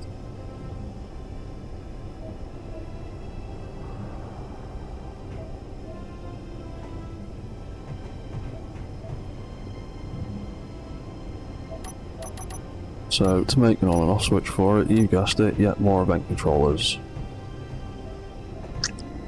I might make this the last event controller that I bring down this far.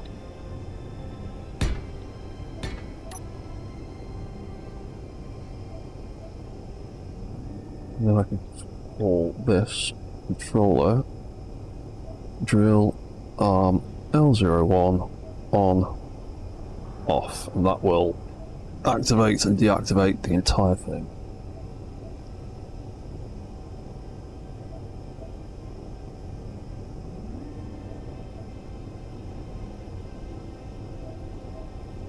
And that can be the control for the other side. So that will work by... oh, my favourite brick, my absolute favourite brick. It's the best brick in the game, it does so much. With that, a timer and some sensors, you can do so much. In fact, I do need to do something with sensors at some point. I want to make a delay system in the feet, like I've done with my Armoured Core designs, to make it stop walking when its legs are flapping about in the air. But that'll be for another stream, because that's a whole complicated load of nonsense, tying 8 different sensors into each other. So that'll be the switch for that. But I need a light to turn it on and off. Or a sign.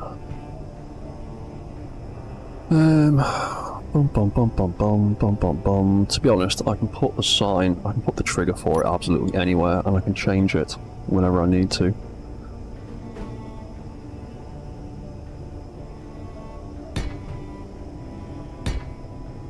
So for now, I can build something like this.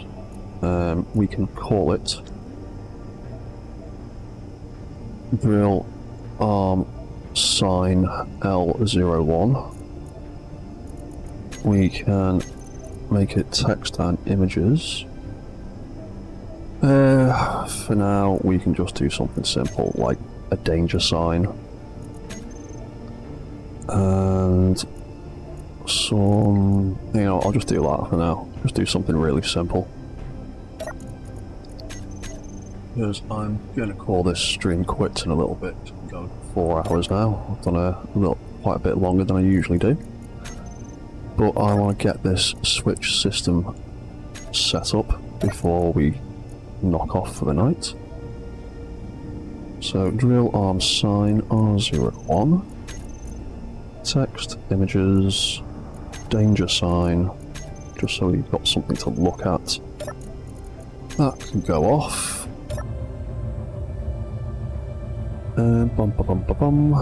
And then we can, let's get ourselves back in a reasonable position here. So, drill on/off will once again be the good old binary switch of on and off, and it will be the drill arm sign. You can see the lift sign there. That gets used to control the lift system that we were building last time. So when this turns on and off, we will have the drill arm deploy and retract controls. Have them triggered. So when it turns off, we're going to deploy it, and when it turns on, we're going to deploy it, and when it turns off, we're going to retract it. So first thing we do to make an absolute failsafe is we stop that, turn that off, turn that off, and then we do the opposite. We turn that on, we turn that on, we trigger that, and we trigger that. So now, if I go to my toolbar and drop drill sign L01 there, we'll set up R01 in a minute. So I should be able to hit the 8 button and deploy the whole thing. And there it goes. And if I pop out the seat, you can see behind me that is activated. When I turn that off, it's now retracting the whole thing. So now that sign, switching on and off, is our on-off switch for the arm. And we can make it a light, we can move it anywhere else we want. If I decide that I need to to be honest, I do want to turn these into like console screens to display all that stuff, so I'm going to end up moving those signs somewhere else.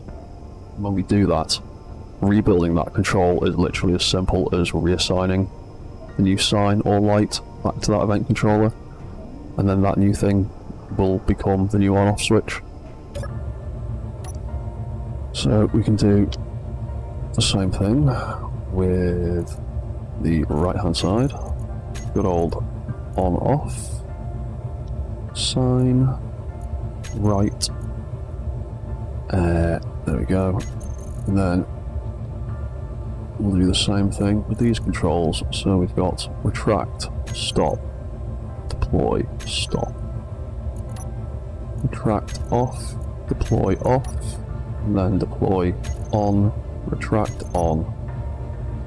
Deploy trigger, retract trigger. And that way, either state of that sign will now deploy the right arm, or retract the right arm.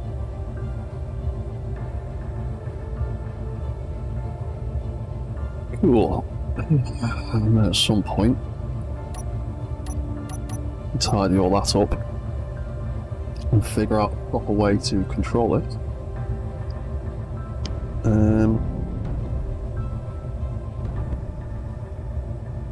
Nope. We're bouncing on that hill. This is why I want to set up a control system to stop the legs bouncing when it's off the floor.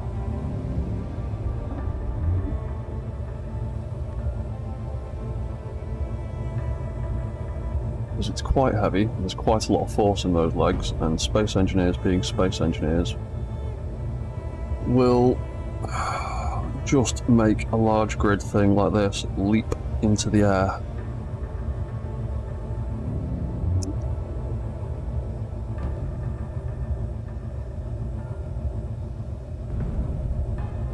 Unknown signal way off in the distance. But yeah, we are just shy of 720 tons now, and we can still walk. Yeah, it's not doing too bad, a space Falcon, is it? So, oh yeah, the other thing I was mumbling about is I need an ore detector if I'm going to be drilling. I think I'm going to plant one right between those legs there. And I've not got one on the toolbar, because there's not enough space to have all the things that I want on my toolbar. So yeah, I reckon I can get away having that there like that.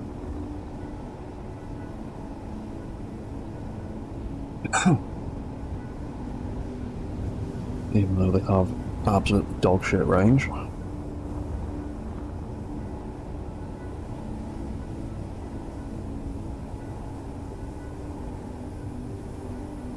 Oh, you know what? I might actually put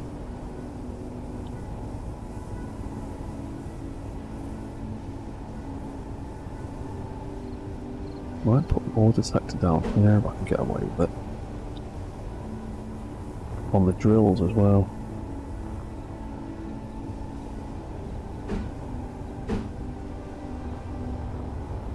Maybe.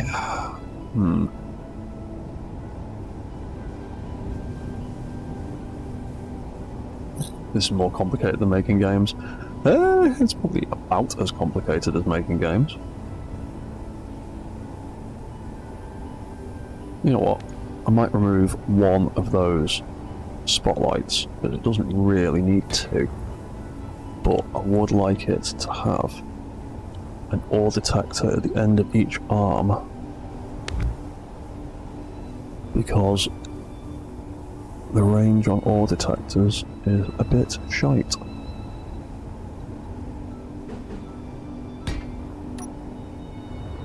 We might do that instead. You know, I'll do that from the cockpit. Because I need to add those controls in anyway.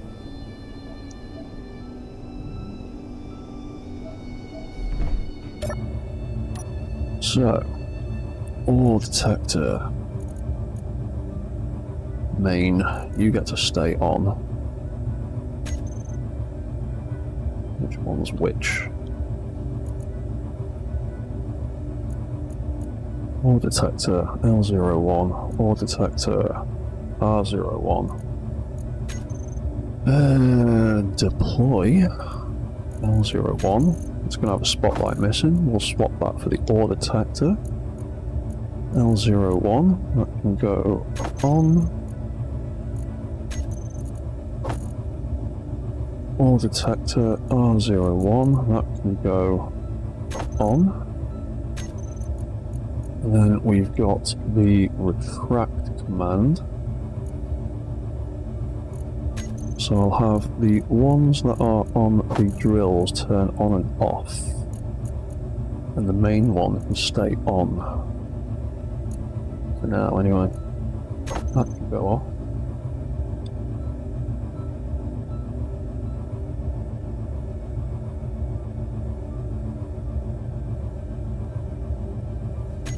Right, and then we've got that. Ore detector R01, you can go off. Oh, right.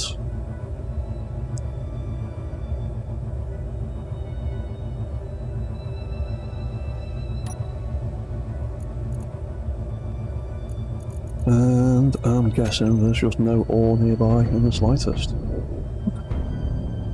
Nope.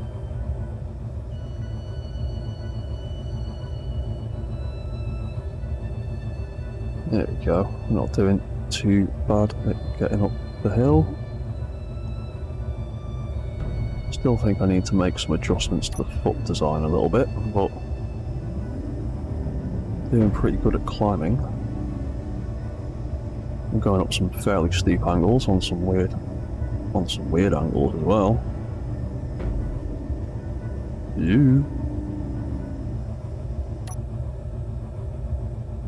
And the extra set of 4 legs has really helped us stop tipping sideways.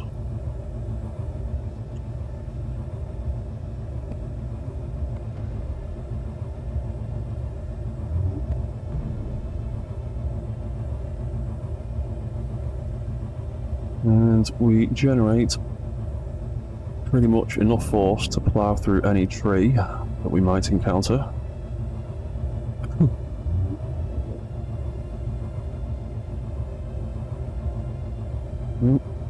There it goes. Just about get over the crest of the hill because it's got a decent spread on its legs at the bottom. There we go. We can stop. And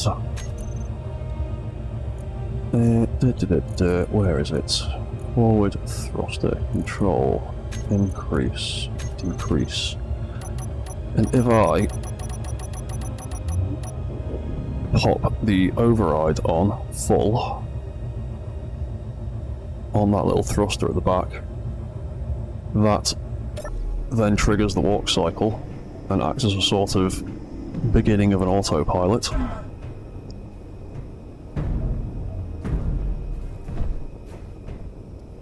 Then we can just have it walking around. I think I might eventually give it some AI controls so that we can... Oop, we're bouncing. We're bouncing.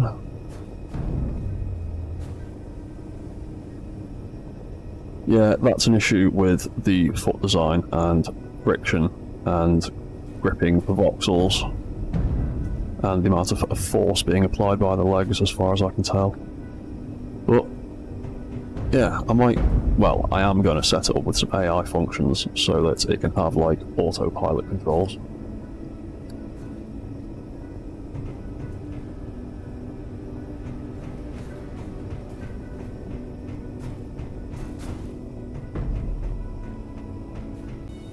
I think my stream has broken.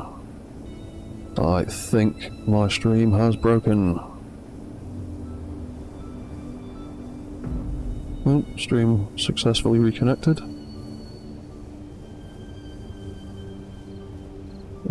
Yeah, okay. I think I'm reconnected. And I hope everyone can still see and hear. What's that? Do I have clearance if drill rotation stops with both drills lateral and then the arms are retracted? Hang on. I need to jump back in the control seat.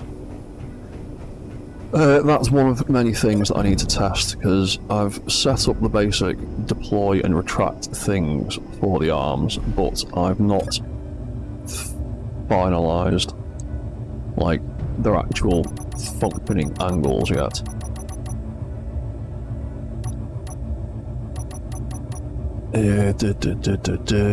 Let's turn them both on.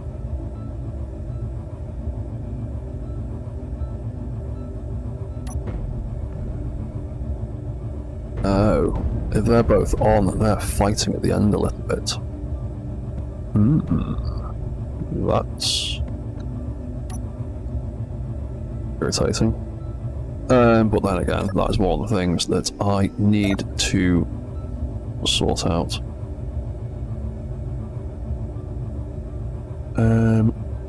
Because I might actually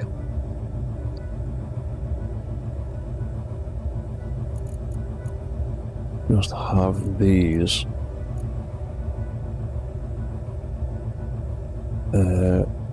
as 0 as a lower limit for now. That seems to be the simplest way possibly correcting that problem at the moment. Ooh, they will connect a little bit.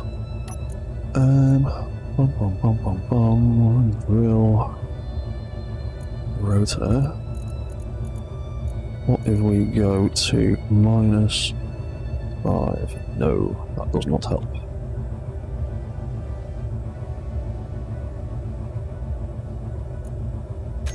Yeah, we'll just leave it on 0 for now. So let's have a look. Turn that off and that on. Turn that off and that on.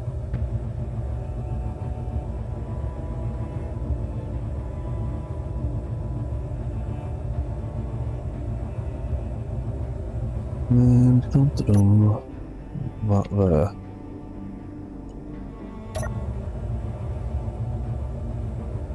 That can reach the floor like so. That can actually go really, really, really deep down. Then we can use the end of that one.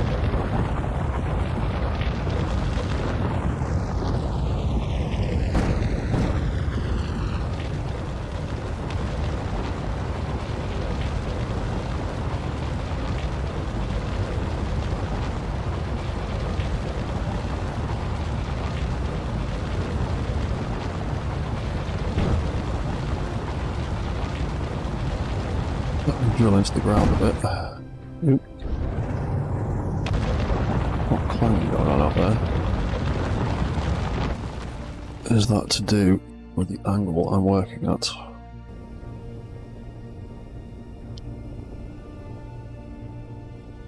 Oh yeah, probably. Probably just that clipping into there. Well, yeah.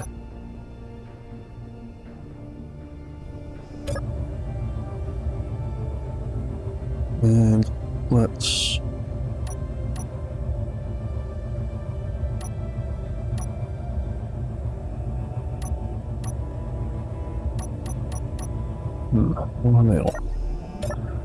why you no do anything?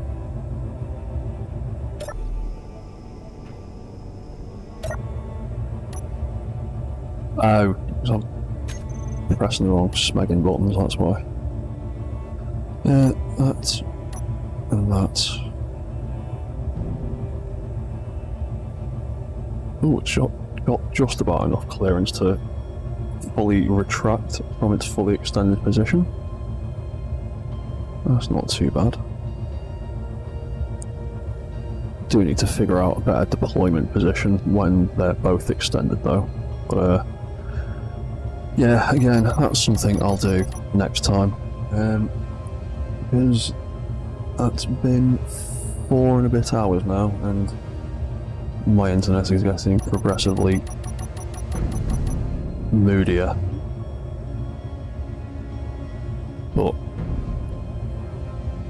we're walking alright.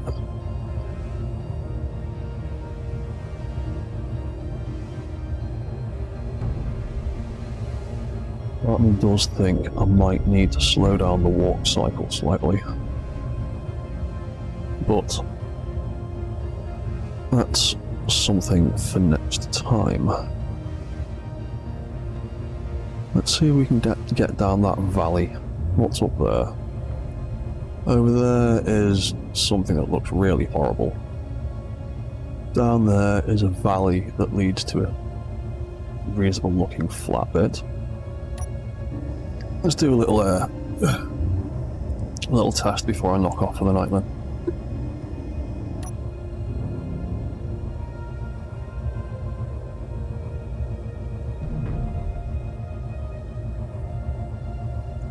Because eventually I would also like to add a couple of little defense drones to the deck, I suppose, the top deck, that can follow us around.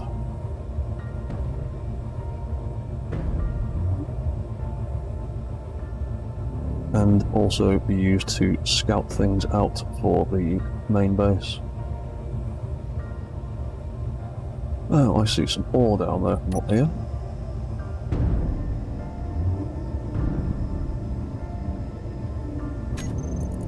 Let's do a quick save. This ore is catastrophic wrong.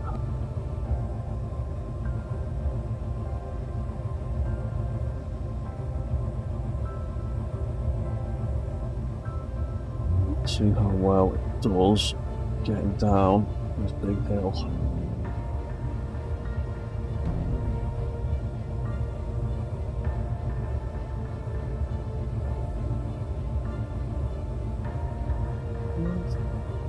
Too bad. It's got enough grip to not just start sliding dramatically.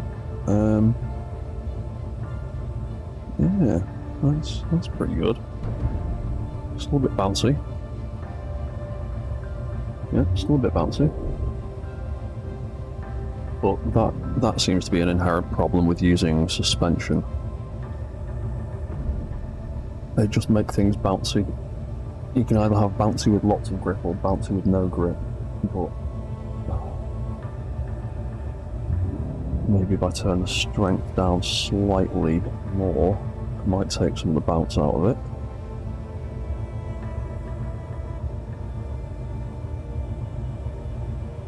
Yeah, that's not doing too badly. It's getting down a ridiculous hill at a ridiculous angle. And maintaining a pretty casual speed. Yeah, I'm digging that.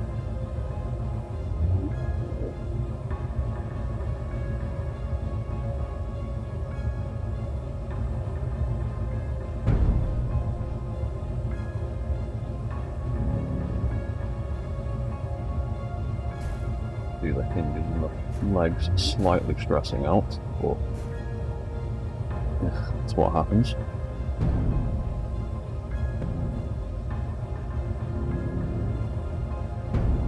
Yeah, now we've got those extra legs at the side, we're not tipping on 45-degree angles like we were at the beginning of the stream.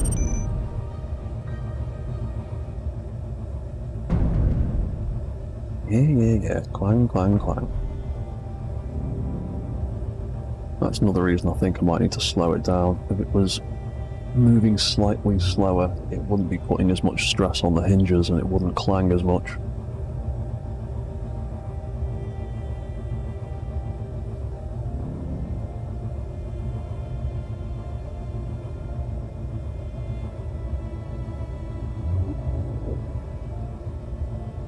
Right, well, I managed to get down that insane hill pretty well.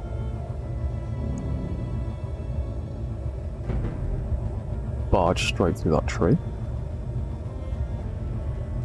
Ah, the ore detectors have kicked in. Fantastic. So we've got cobalt, iron, and nickel around here, have we?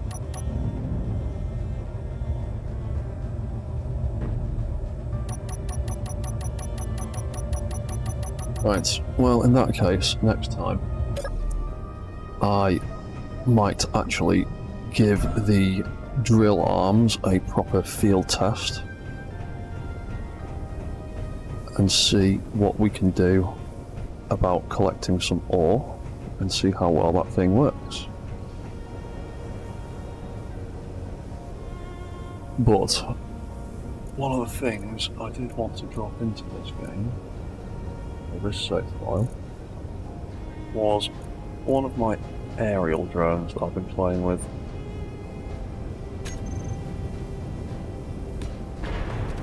I'm just going to pop him in there now,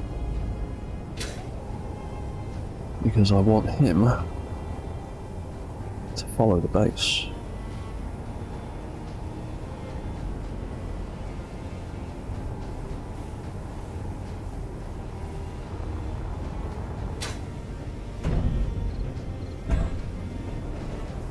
There it is. There's your access port. Guard mode. Follow home. Mobile base.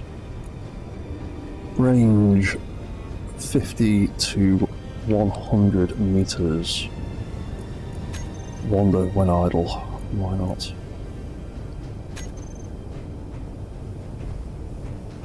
Where's your on button? There it is. Oh, God's sake.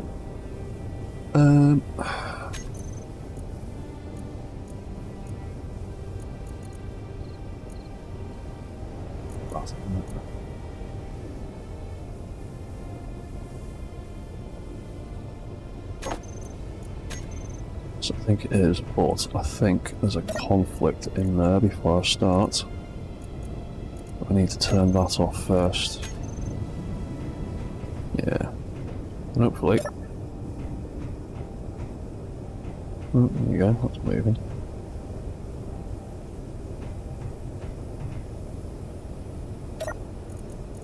Let's actually set you a bit further than that. Make it 200 meters. 100 meters. Oh.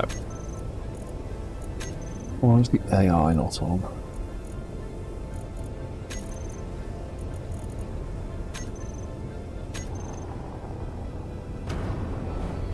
Yeah, of course you're going to do that, aren't you?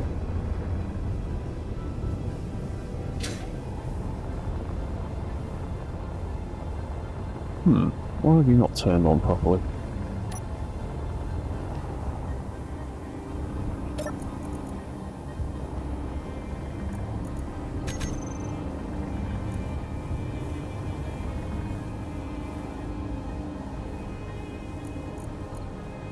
Oh, whatever. Just reverse.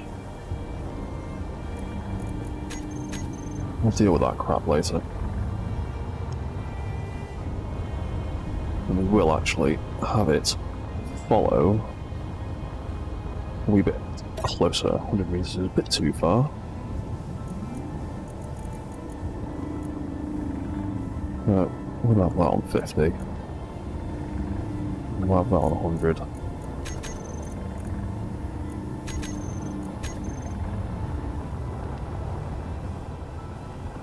There we go.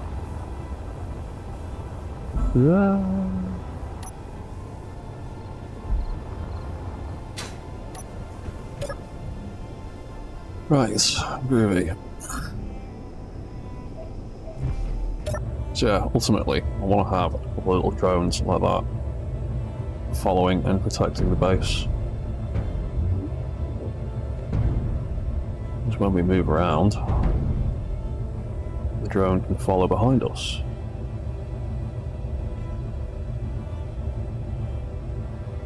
Oh, there you go. It's event controllers for its legs actually kicked in then. as it got too close to the ground.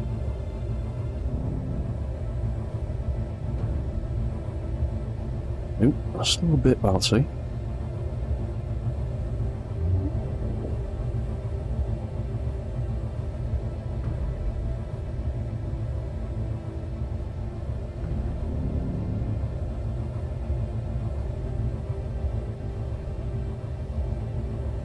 But ooh, not too bad at manoeuvring around.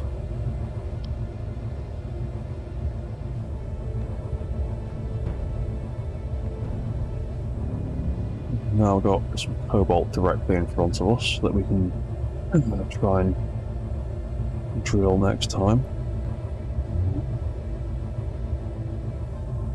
See if it's not too far down. Yeah, and then we've got little drone boy sweeping the area for us. And some beds to sleep in. Cargo storage. Yeah.